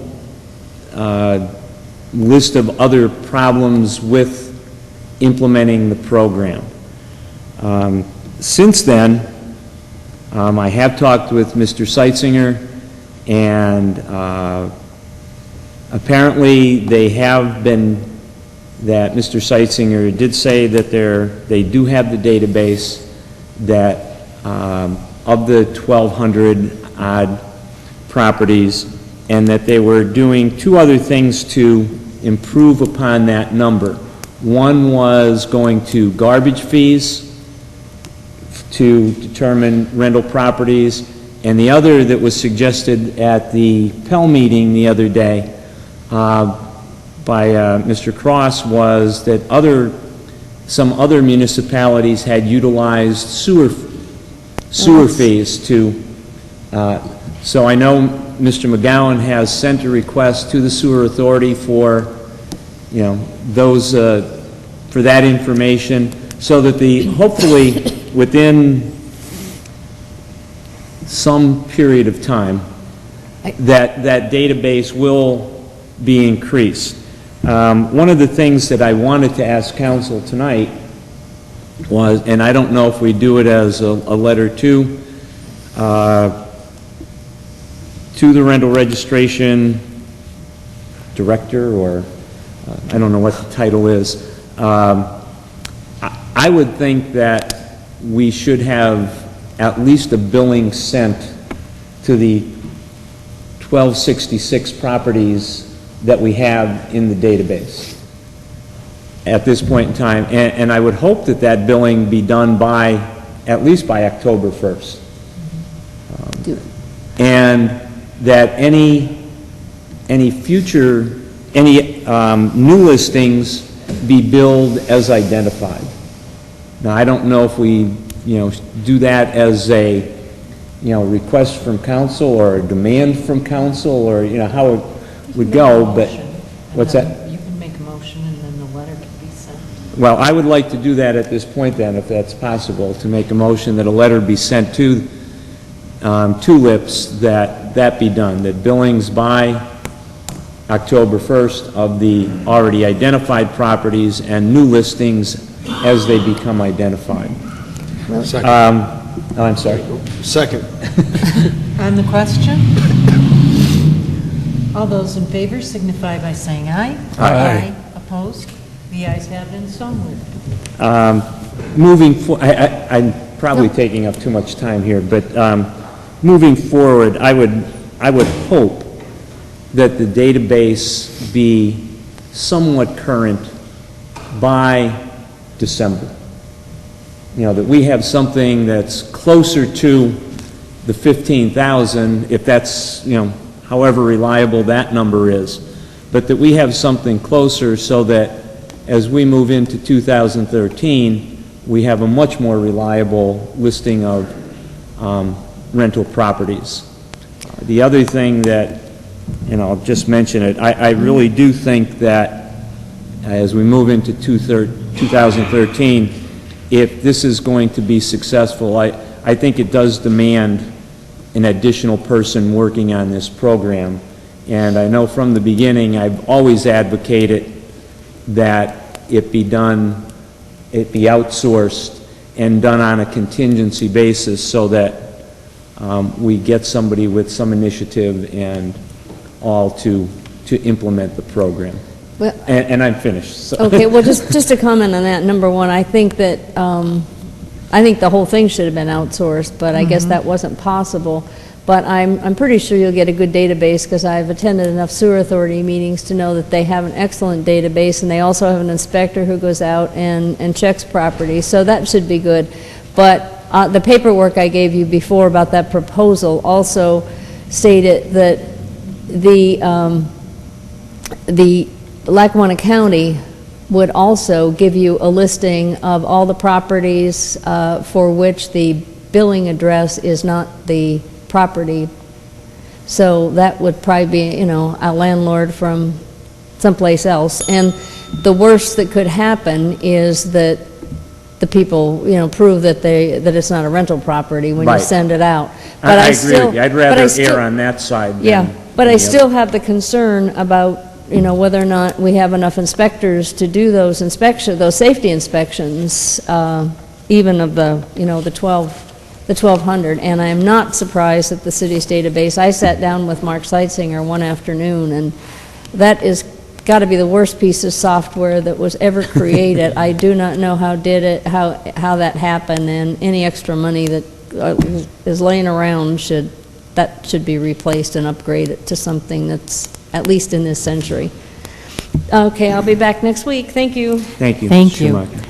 With regard to the monies lost on reassessments, I think perhaps you might be able to either obtain a figure for that from the county office, or I know that we make available the tax assessor's reports in our office on a consistent basis, because they are listed as part of our agenda each week, and as they are received, They are basically commented on by city council, or, there may be a lack of comment, but certainly, because they're so readily available, you can always take a look at that yourself and keep a running tally.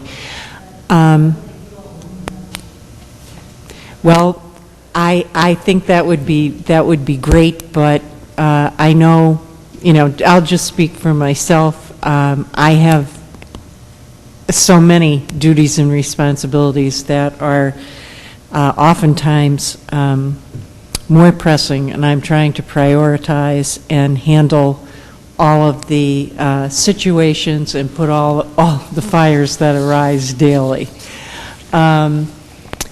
Mr. McGough, though, I did want to say, I think, everyone's on board with the rental registration program, but rather than hiring another employee, I agree that I really think this should be outsourced. I know we talked about the sewer authority and, gaining access to that information a long time ago, and nothing came of it. I think what we need is perhaps a company to come in and operate that program, someone who has experience in doing so, or experience in a related field, so that they can come in and basically hit the ground running, and then allow our city inspectors to do their jobs, according to their job descriptions. So I think that should be hopefully a direction we should be moving in. And perhaps the administration could put out an RFP for that. And within the contract itself, there could be an arrangement made, as you said, for work on a commission basis. I would just add, as mentioned from the podium, and it's been mentioned before, that there's a concern that we don't have enough inspectors to do the inspections. Hopefully, if the program brought in enough money, it would be, enough to pay for another inspector or two. As I said, I support the program fully. I don't see it as a revenue generator. I see it as, protecting the neighborhoods. And that's how I would hope it would be implemented. Thank you. Mrs. Craik? 5A, motions. Councilman McGough, do you have any comments or motions? Yes. And I would, as far as the housing inspectors are concerned, I thought that, and I guess they probably wouldn't like me for saying it, but I thought one of the things that the housing inspectors could do in their daily routine in the various neighborhoods was identify rental properties. As they walk various neighborhoods, identify properties that may not be on the list, that they know, from their work to be rental properties. I realize that that's an added responsibility to the job, but I think it's also something that could be beneficial to implementing, the program. As far as conducting the inspections through the rental registration, we did put in a safety inspection. It's not a code inspection, and I believe that there are enough people to go out and do these safety inspections. I'm just considering what would need to be done, and I would assume that, one would take no more than half an hour. And so, as the registrants came in, I thought it would be easy enough to go out and, hit each property. Again, I know that that's adding responsibilities to people, but at a time when people need to do their jobs. And again, I'm probably not going to hit it off well with the city inspectors, but just my feeling. Anything else on the rental registration, be happy to answer or at least talk about. One thing that came up maybe I'm wrong, but I was looking at the legislation dealing with the public library, and as I read it, all it was accepting a grant Yes. for money for repairs and renovation. Where the city And- will act as a pass-through. We're not giving the Right. library a dime. Correct.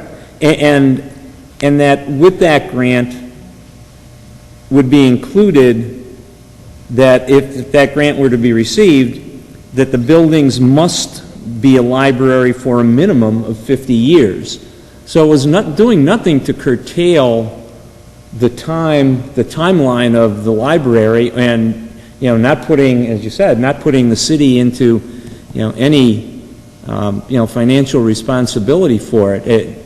It seemed like a pretty innocuous, legislation and nothing to be concerned about. And let's face it, the library does need some repair. And I would look forward to receiving that monies and seeing the repairs and renovations done to the library. I mentioned before the Pell meeting that I attended, or that I do attend. I would, at the last meeting, Pell gave which I believe we all received, an implementation plan for the recovery plan. With council's permission, and I know Mrs. Craik also attends the meetings, I would like to continue to attend those and act as kind of an update to Pell and back to council as far as the implementation of that goes. I believe the structure that they've created for, the meetings would tend to be more useful than what has been in the past. At least there is now some structure and some idea for implementing the plan. So thank you for for allowing me to do that. Two other things that I'd just like to touch on briefly. As far as housing rehabilitation is concerned, I know one of the speakers said that he doubts if there had been any homes or whatever number in the past 25 years.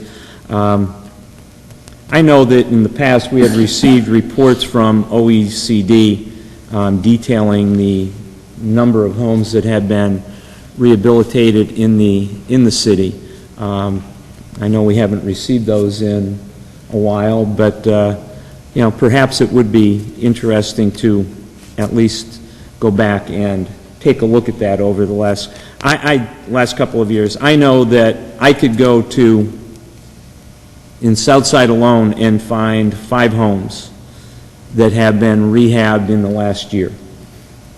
So there is a rehabilitation program taking place, and as far as comparing it to the demolition program, I don't think the properties that I have seen demolished by the city are ones that were receiving no tax money because they had been vacated and they had liens and whatever else against them going back numbers of years. Most of the ones that I have seen were eyesores in the community, small, really uninhabitable places, and ones that could not be rehabbed because to rehab them you could not bring them to current code. As I said, small and on small lots. So I think that we are doing a great service to the communities by removing these blighted properties and rehabbing the ones that can, in fact, be rehabbed. Could we do more? Possibly, but it is a costly venture. And again, I think that through OECD and the CDBG funding and the other funding, that we have done, work on the rehabilitation of homes in the area. And the last thing, dealing with the Scranton Parking Authority, I just have two questions. And again, I don't know if they are answerable. Has the Scranton Parking Authority dissolved? Does it no longer exist? If you want me to answer that? If you would, please, I'm sorry. No, the Scranton Parking Authority is not dissolved. It continues to exist just with the Board of Directors. It has no money. Okay. And it still owns the garages. But subject to court order, the garages are being managed by the receiver, Mr. Washoe, who has hired Central Parking to manage the garages with the goal to increase the revenue and decrease the expenses so that the obligation of the city will be reduced in the event that the parking authority under Mr. Washoe, actually Wells Fargo Bank, that is now the trustee, cannot make the bond payments.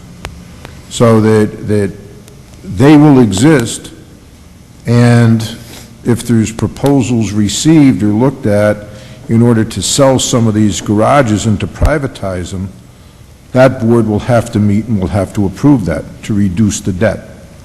They still own the garages. Could I have a follow-up question? Sure. When the parking authority then, or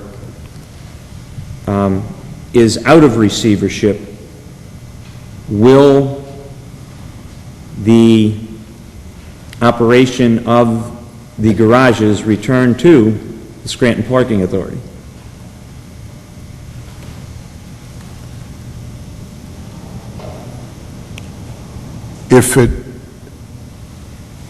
If they ever do come out of receivership, I believe the answer would be yes.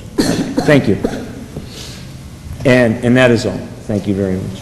Thank you. And Councilman Rogan, do you have comments or motions this evening? Yes, thank you.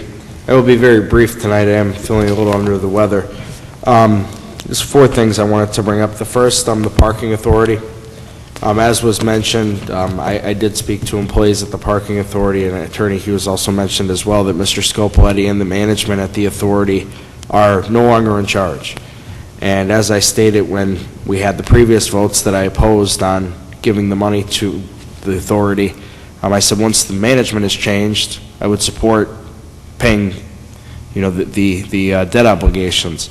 So that being said, I will be voting yes on those payments tonight.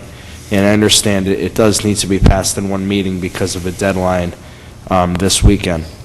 Secondly, and actually on that issue, and just so council could have a little more information, and I guess we'll just see how everyone feels about this. I would like to request that Mr. Washoe come in for a caucus, just so he could present his plan of what's changed, what's going on for council and for the public. If that's agreeable to everyone to make that request. Okay. Mrs. Craig, could we please send that letter to Mr. Washoe? Thank you. Could we include also with that a representative from Central Parking? Absolutely. Sure. Yes, Absolutely. I think that would be a great idea. Thank you. It Secondly, would be, from what I understand, I don't think anything would be productive next Wednesday night. I think he has, he just took over on Tuesday. Central Parking is in here. I don't know how much information that they could give council maybe they could come in and just give you an overview, but I don't know how much information they would have. I don't know if it'd be better to wait until he gets everything, really, that they have a good operational sense as to what they're doing. Yeah, that would be fine. I understand they have a history of, working with different garages, and just so they could talk about some of their experiences and, what they're looking to do, even if they can't elaborate, because as you said, they just recently took over. Even if they can't, elaborate too much, it'd be nice to put, a face to the name for council and the public as well. Mrs. Craik, though, and I would remind everyone, next week, we have the public hearing for the Yep. CDBG allocation, so perhaps the following week. That would be fine. Next, the unfunded borrowing. While the merit of it can be debated, I don't see the need for the emergency certificate. We still haven't received the unfunded A yet, so I really don't see the reason to run that through in one meeting. But I do thank Mr. McGowan for coming and answering the questions that council had. Next on the CDBG, I did receive some changes that other council members suggested. If anyone else has any, just, give me a call, email, however, and if the public as well, if they have any concerns, they can reach out to me.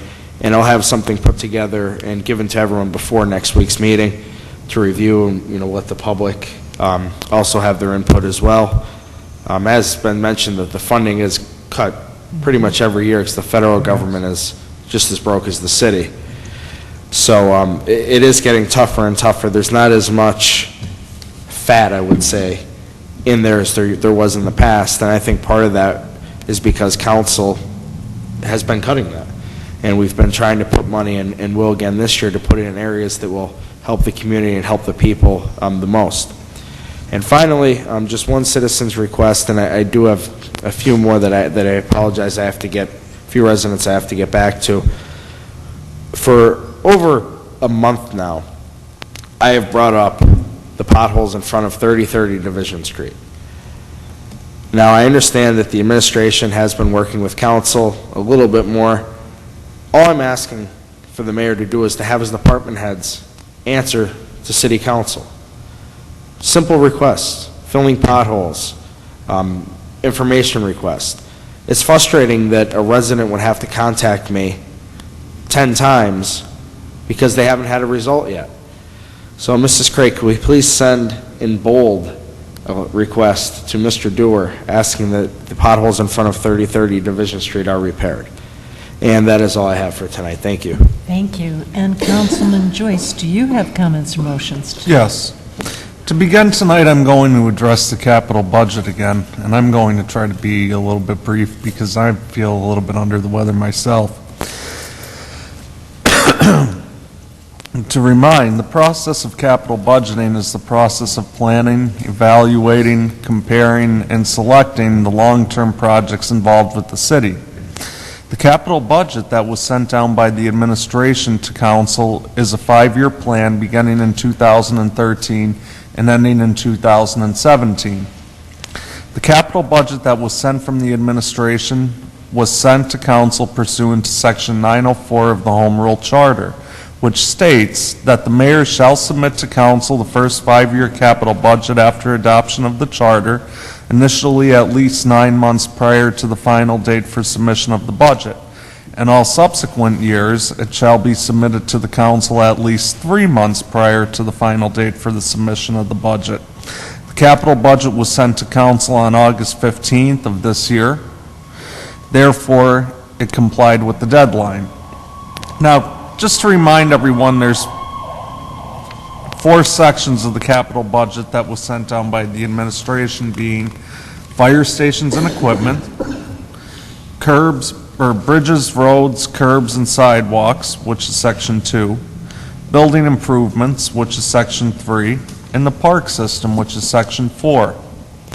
The estimated costs for these sections in the administration's capital budget were $14 million, being $2.5 million for fire station and equipment, $3 million for bridges, roads, curbs, and sidewalks, $1.5 million for building improvements, and $7 million for the park system. The majority of the funding for these projects, as reported by the administration, is to come from grants and contributions. In fact, $10.5 million is to come from grants and contributions. I sent an email to Ryan McGowan, our business administrator, to ask what grants and contributions the city expects to receive that will equate to $10.5 million. He responded by saying that currently there are no planned grants that the city has applied for. In addition, The administration expects to receive $1.5 million from one-time revenue sources and $2 million from operating transfers from other funds. I also emailed Ryan McGowan asking where the one-time revenue sources are expected to come from, as well as the $2 million from other funds are expected to come from. Basically, for these questions, the response was the same. There are no specific one-time revenue sources or other funds that the city is expected to receive money from. Essentially, with all being said, the capital budget is nothing more than a wish list of what the city would do with $14 million of non-borrowed money for capital projects if grants and one-time revenue sources ever become available. The projects in the capital budget may not ever happen if grants are not obtained. However, by voting for the capital budget, it initiates the process of the city applying for grants for the specific projects contained in it. I'm going to vote to move this piece of legislation tonight, but in the meantime, I would also like to ask for the opinions of other council members as to what projects they believe should be included or deleted from the capital budget. I would ask that other council members provide me their suggestions by Tuesday of next week. I brought this up at last week's council meeting, but so far I've only received a few suggestions, so if by Tuesday of next week, if we could all just look at the capital budget again and provide suggestions of what we like versus what we don't like, or if there's anything that we wish to change or anything that we wish to put in there or delete, it would be greatly appreciated. In other city business matters to report, there have been questions to me asked by residents and speakers regarding TAN Series B of 2012, which is being loaned by Amalgamated Bank, which I had the opportunity to meet with last Friday. The first question that was asked of me is, why do we need another TAN in the first place? The answer to this is that we need another TAN because the city does not have an even distribution of cash flow throughout the year. For instance, say someone earns $1,000 per week. They receive that amount every week for 52 weeks out of the year. This pattern doesn't hold true for the city. We do not receive the same amount of cash in every month because tax revenues are not received in the same amounts on a consistent basis. Therefore, the city uses TANs, which are short-term tax anticipation notes to fill the gaps where revenues may not be realized at high amounts. The second question that was asked of me is, what is the amount of the interest rate and when do we have to pay the TAN back?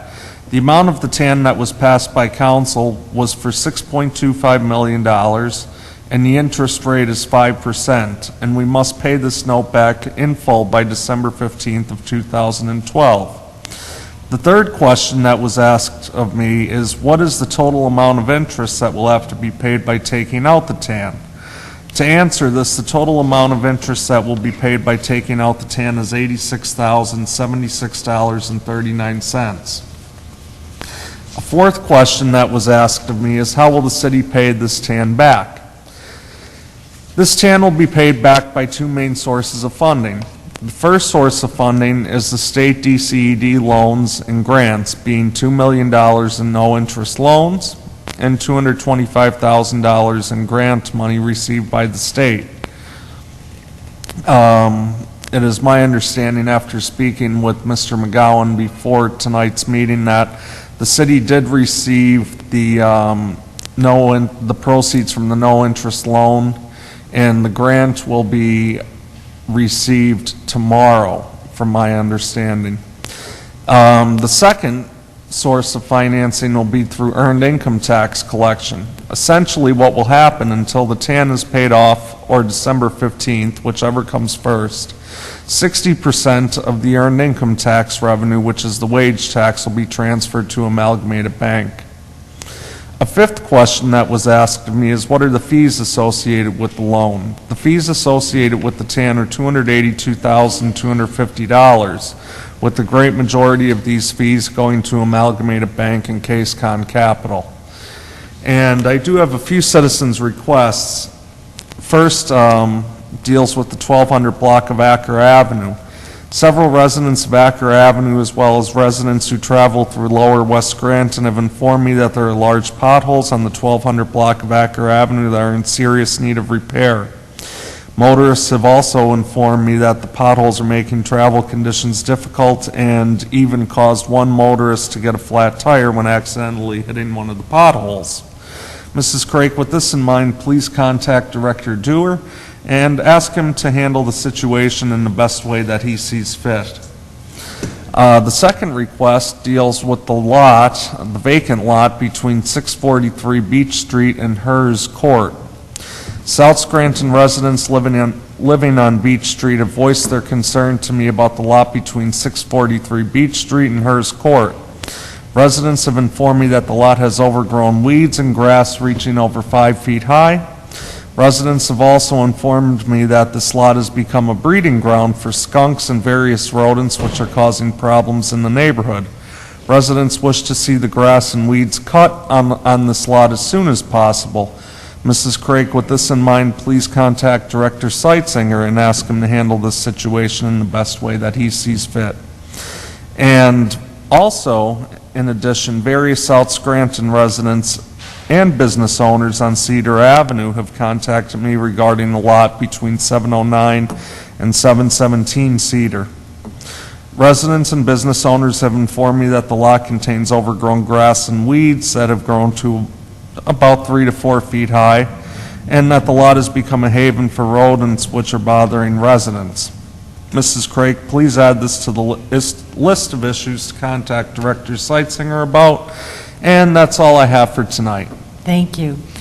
Good evening. I'd like to begin by acknowledging the work and achievement of this council, Solicitor Hughes, and our staff in changing the operations of the Scranton Parking Authority. We held firm for a year and did not sell our city's parking meters or lose this revenue item. When we were refused financial documents by the SPA, handed bogus SPA budgets, but told to pay their debts, council stepped up to the plate, took necessary actions, and by initially refusing payment, we gained the ears of the bond insurers. Soon afterward, council made the bond payment, and the dismantling of the parking authority began. First, with the replacement of the trustee. Second, the resignation of the parking authority solicitor. Third, the appointment of a receiver. And fourth, just this week, the hiring of a new management company that has replaced previous management and whose goal is to increase revenue and hopefully make the garages self-sustaining. Council, its solicitor, and its staff worked hard and fought hard to protect Scranton taxpayers. And as a result, significant change for the better has occurred in the last 2 months. The next SPA bond payment is due on September 15th. Consequently, emergency legislation was sent to City Council yesterday, September 12th, by the mayor to transfer $325,000 from the contingency account to non-departmental expenses, operating transfer of debt service, to provide funding for the September 15th bond payment. The legislation must be adopted during this meeting in order to meet the payment deadline. Because a new management company, Central Parking, assumed operation of the parking garages effective September 11th, 2012, and the cooperation agreement between the city and the parking authority is being terminated, City Council should vote to approve this payment. We have accomplished our goals at the parking authority to better serve and protect Scranton taxpayers.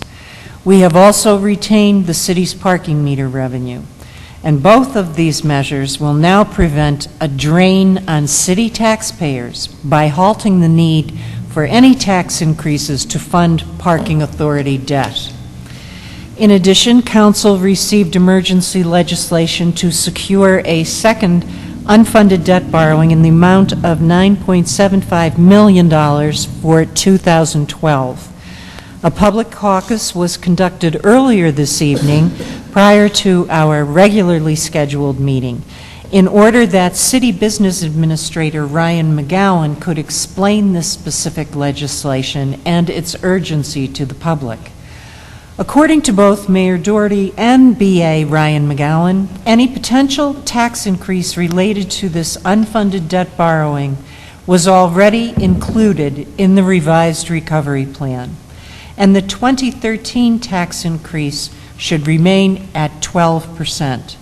Further, the mayor stated that the city is hoping to finalize the first $9.85 million in unfunded debt borrowing by the end of the month. Also on tonight's agenda is introduction of the 2013 CDBG program allocations. In compliance with federal requirements, a public hearing will be held regarding the proposed allocations, followed by a 30-day public comment period, and the final vote will occur during the October 25th council meeting. And before I do provide my recommendations to Councilman Rogan, I would like to hear from the people during the public hearing next week. And that's it. 5B, authorizing the mayor and other appropriate officials of the City of Scranton to take all necessary actions to implement the consolidated submission for community planning and development programs to be funded under the Community Development Block Grant Program, Home Investment Partnership Program, and Emergency Solutions Grant Program for the period beginning January 1st, 2013. At this time, I'll entertain a motion that item 5B be introduced into its proper committee. So moved. Second. On the question? All those in favor of introduction signify by saying aye. Aye. Opposed? The ayes have it and so moved. 5C, providing for the acceptance of certain streets, open space parcels, and stormwater facilities in the Mountain Lakes Estate subdivision located in the city of Scranton, Pennsylvania. Also, authorizing the mayor and other appropriate city officials to accept for the sum of $1 and record in the Lackawanna County Recorder of Deeds official records a deed for the above-mentioned lands and right-of-ways. At this time, I'll entertain a motion that item 5C be introduced into its proper committee. So moved. Second. On the question? All those in favor of introduction signify by saying aye. Aye. Opposed? The ayes have it and so moved. 5D, creating and establishing a general fund account 01.101860 titled First Liberty Bank Escrow Account, City of Scranton Earned Income Tax Sinking Fund for the receipt and disbursement of 2012 earned income tax revenue to be drawn down by Amalgamated Bank on a monthly basis for payment of the TAN Series B 2012. At this time, I'll entertain a motion that item 5D be introduced into its proper committee. So moved. Second. On the question? Yes, I just wanted to describe the establishment of this account very briefly. This account is being created to make payments to Amalgamated Bank. What is going to happen from now on with earned income tax revenue is that our tax collector, Bill Courtwright, will transfer earned income tax checks into this account, and First Liberty Bank will then divvy up 60% of that and give that to Amalgamated Bank and issue the remaining 40% to the city of Scranton. That's all. Anyone else? All those in favor of introduction signify by saying aye. Aye. Opposed? The ayes have it and so moved. 5E, providing for the proper officials of the City of Scranton to petition the Court of Common Pleas of Lackawanna County, Pennsylvania, for permission to fund unfunded debt in an amount not to exceed $9,750,000, authorizing incidental action, and repealing inconsistent ordinances, emergency certificate attached. At this time, I'll entertain a motion that item 5E be introduced into its proper committee. So moved. Second. On the question? All those in favor of introduction signify by saying aye. Aye. Opposed? No. The ayes have it and so moved. 5F, amending File of Council Number 56, 2011, an ordinance entitled General City Operating Budget 2012 by transferring $325,000 from account number 014011309042999, non-departmental operating expenses contingency, to account number 014011531942999, non-departmental expenses operating transfer debt service, Scranton Parking Authority, to provide funding for the Scranton Parking Authority debt payment due September 15, 2012, emergency certificate attached. At this time, I'll entertain a motion that item 5F be introduced into its proper committee. So moved. Second. On the question? All those in favor of introduction signify by saying aye. Aye. Opposed? The ayes have it and so moved. 5G, authorizing the mayor and other appropriate city officials to enter into a grant agreement with Keystone Recreation Park and Conservation Fund, requiring the city of Scranton to commit to a grant requirement to assure that the Albright Memorial Library building will be used as an undisturbed use by the public as a library only for 50 years. Oh, excuse me, I read that incorrectly.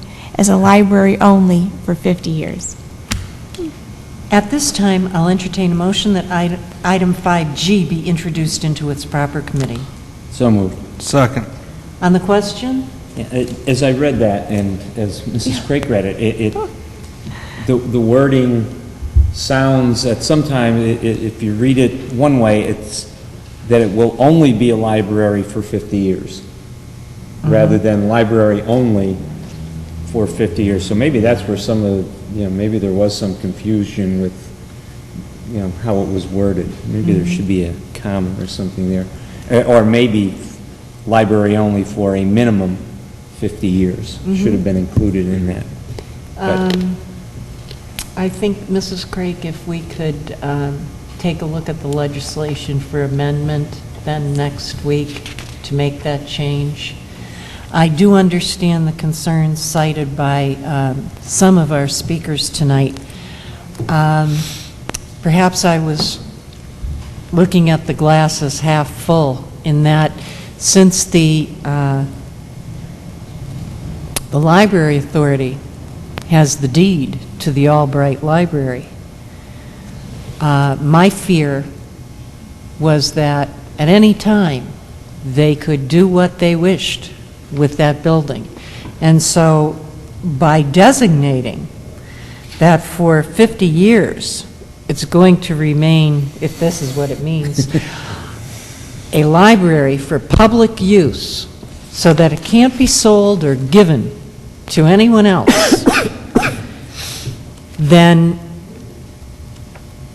that is a guarantee that I find most appealing, because I don't know who's going to sit here 5, 10, 30 years from now. Who would be in agreement to hand that library over to perhaps a post-secondary institution? I'd rather see, or I'd rather know that there's some guarantee, at least for 50 years, that nothing like that is going to happen.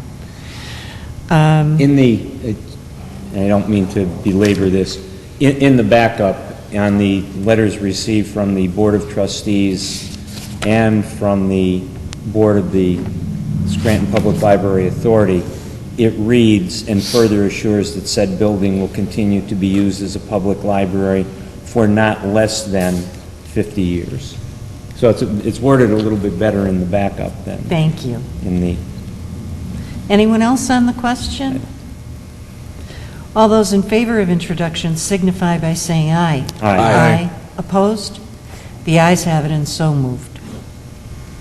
5H, authorizing the mayor and other appropriate city officials to apply for a grant application and, if successful, to enter into a grant agreement and accept the funds related thereto, a Keystone Recreation Park and Conservation Fund grant in the amount of $500,000 for repairs to the historic Albright Memorial Library.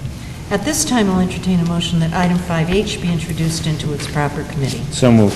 Second. On the question, all those in favor of introduction signify by saying aye. Aye. Opposed? The ayes have it, and so moved.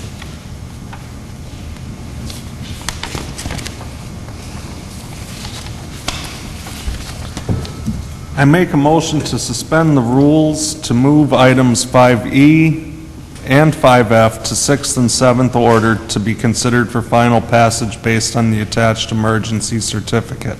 Second. On the question, Yes, I will vote yes just because of my support for item 5F. anyone else? All those in favor signify by saying aye. Aye. Opposed? The ayes have it, and so moved. Sixth order, 6A, reading by title, file of council number 54, 2012, an ordinance approving and accepting the City of Scranton capital budget for the year 2013 pursuant to Section 904 of the city's Home Rule Charter. You've heard reading by title of item 6A. What is your pleasure? I move that item 6A pass reading by title. Second. On the question, Yeah, just very briefly, I know Mr. Joyce asked that we provide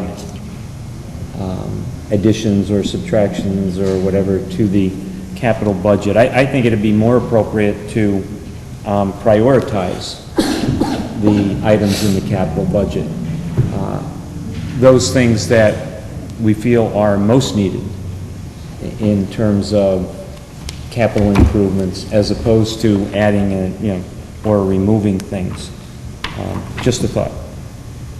and I think that's something we can consider, and perhaps you... Yes, I think so. I think that's a good idea, too. Yeah, you'd like to submit that, Mr. McGough. I think I would do the same. Okay. Anyone else on the question? All those in favor signify by saying aye. Aye. Opposed? The ayes have it, and so moved. 6B, reading by title, file of council number 55, 2012, an ordinance terminating the cooperation agreement between the City of Scranton and the Scranton Parking Authority as of 12:01 a.m. October 8, 2012, and giving notice to the Scranton Parking Authority that file of council number 104 of 1995 has been terminated as of 12:01 a.m. October 8, 2012. You've heard reading by title of item 6B. What is your pleasure? I move that item 6B pass reading by title. Second. On the question? Again, I'd like to make a brief comment. Last week, I voted no on this, primarily because of the method in which it had been introduced. I didn't feel that there was adequate time to review and consider what was being presented. I think in many cases now, with the changes that have taken place at the Parking Authority, this is almost a moot point that this is being done, and I will vote yes for it. Anyone else on the question? All those in favor signify by saying aye. Aye. Opposed? The ayes have it, and so moved. This would be on council's addendum to the agenda. 6C, formerly 5E, reading by title, file of council number 57, 2012, an ordinance providing for the proper officials of the City of Scranton to petition the Court of Common Pleas of Lackawanna County, Pennsylvania, for permission to fund unfunded debt in an amount not to exceed $9,750,000, authorizing incidental action and repealing inconsistent ordinances, emergency certificate attached. You've heard reading by title of item 6C. What is your pleasure? I move that item 6C pass reading by title. Second. On the question? All those in favor signify by saying aye. Aye. Opposed? No. The ayes have it, and so moved. 6D, formerly 5F, reading by title, file of council number 58, 2012, an ordinance amending file of council number 56, 2012, an ordinance entitled General City Operating Budget 2012 by transferring $325,000 from account number 01401-13090-4299, non-departmental operating expenses contingency, to account number 01401-15319-4299, non-departmental expenses operating transfer debt service, Scranton Parking Authority, to provide funding for the Scranton Parking Authority debt payment due September 15, 2012. Emergency certificate attached. You've heard reading by title of item 6D. What is your pleasure? I move that item 6D pass reading by title. Second. On the question? All those in favor signify by saying aye. Aye. Opposed? The ayes have it and so moved.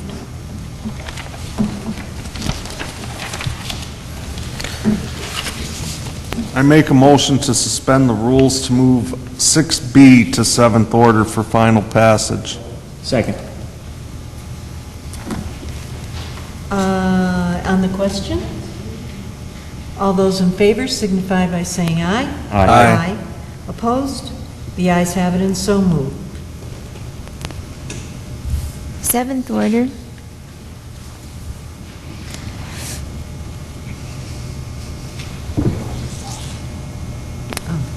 I'm sorry, Mrs. Craig. It's okay. Is there anyone who wishes to address council on items 7A, 7B, or 7C that have been moved to seventh order?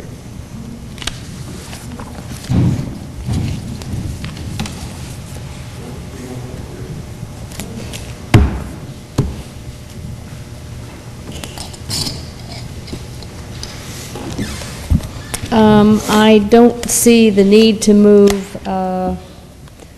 what was 6B to seventh order tonight because it's a moot point, so waiting another week and doing it, as I stated last week, I hope we'd seen the last of legislation that was passed in one night. This, of course, is two, but I still think waiting another week would not be a detriment. On 5E,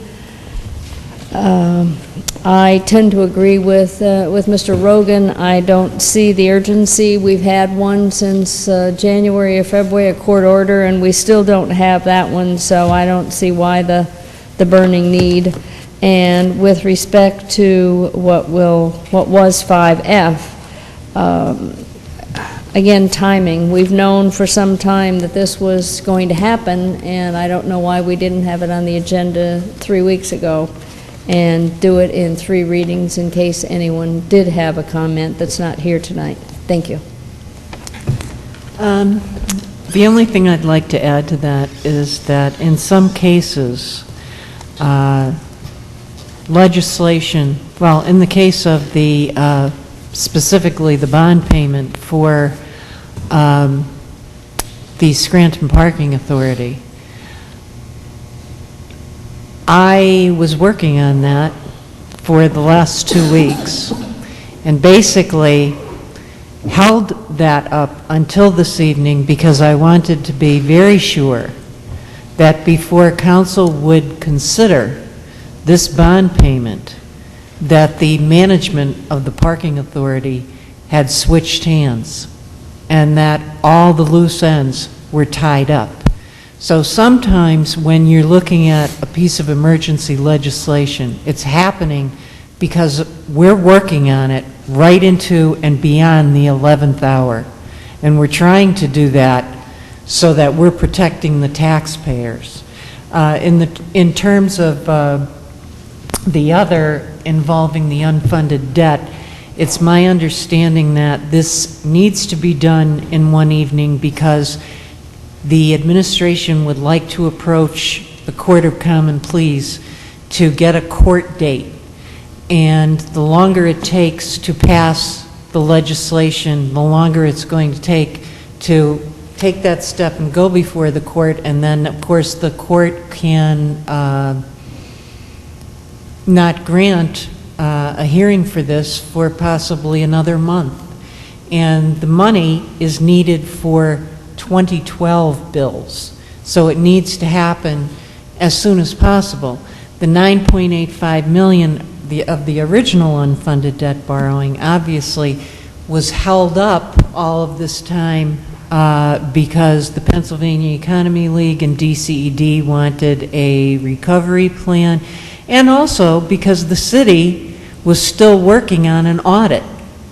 And right now, that's still ongoing. Great progress has been made. There's a meeting that's going to occur tomorrow between the financial, I think our BA, and with Rossi, the auditor, and then contact will be made with the financial institution that is very likely providing that $9.85 million, we hope, by the end of this month. But it was key to them. And it seems to me even more important than a revised recovery plan was getting that audit done, which is what I have been saying all along and what our solicitor has been saying all along. They want to see the financial statements. They don't want to see, it's not as important as estimates and projections into the future of what might be and what might not be. They really wanted to know where we've been and where we are right now. So we're taking care of everything as quickly as possible in order to now abide by that recovery plan and to keep the city alive. So if there's nothing else on the question, then no? We have to read it first. Oh, okay. We have no one else from the audience, then Mrs. Crape, by all means. 7A, formerly 6B, for consideration by the Committee on Rules for Adoption, file of Council Number 55, 2012, an ordinance terminating the cooperation agreement between the City of Scranton and the Scranton Parking Authority as of 12:01 a.m. October 8, 2012, and giving notice to the Scranton Parking Authority that file of Council Number 104 of 1995 has been terminated as of 12:01 a.m. October 8, 2012. As Chair for the Committee on Rules, I recommend final passage of item 7A. Second. On the question? Roll call, please. Mr. McGough? Yes. Mr. Rogan? Yes. Mr. Joyce? Yes. Mrs. Evans? Yes, I hereby declare item 7A legally and lawfully adopted. 7B, formerly 6C, for consideration by the Committee on Finance for Adoption, file of Council Number 57, 2012, providing for the proper officials of the City of Scranton to petition the Court of Common Pleas of Lackawanna County, Pennsylvania, for permission to fund unfunded debt in an amount not to exceed $9,750,000, authorizing incidental action and repealing inconsistent ordinances. Emergency certificate attached. What is the recommendation of the Chair for the Committee on Finance? As chairperson for the Committee on Finance, I recommend final passage of item 7B. Second. On the question? Roll call, please. Mr. McGough? Yes. Mr. Rogan? No. Mr. Joyce? Yes. Mrs. Evans? Yes, I hereby declare item 7B legally and lawfully adopted. 7C, formerly 6D, for consideration by the Committee on Finance for Adoption, file of Council Number 58, 2012, amending file of Council Number 56, 2011, an ordinance entitled General City Operating Budget 2012 by transferring $325,000 from account number 014011309042999, non-departmental operating expenses contingency, to account number 014011531942999, non-departmental expenses operating transfer debt service, Scranton Parking Authority, to provide funding for the Scranton Parking Authority debt payment due September 15, 2012.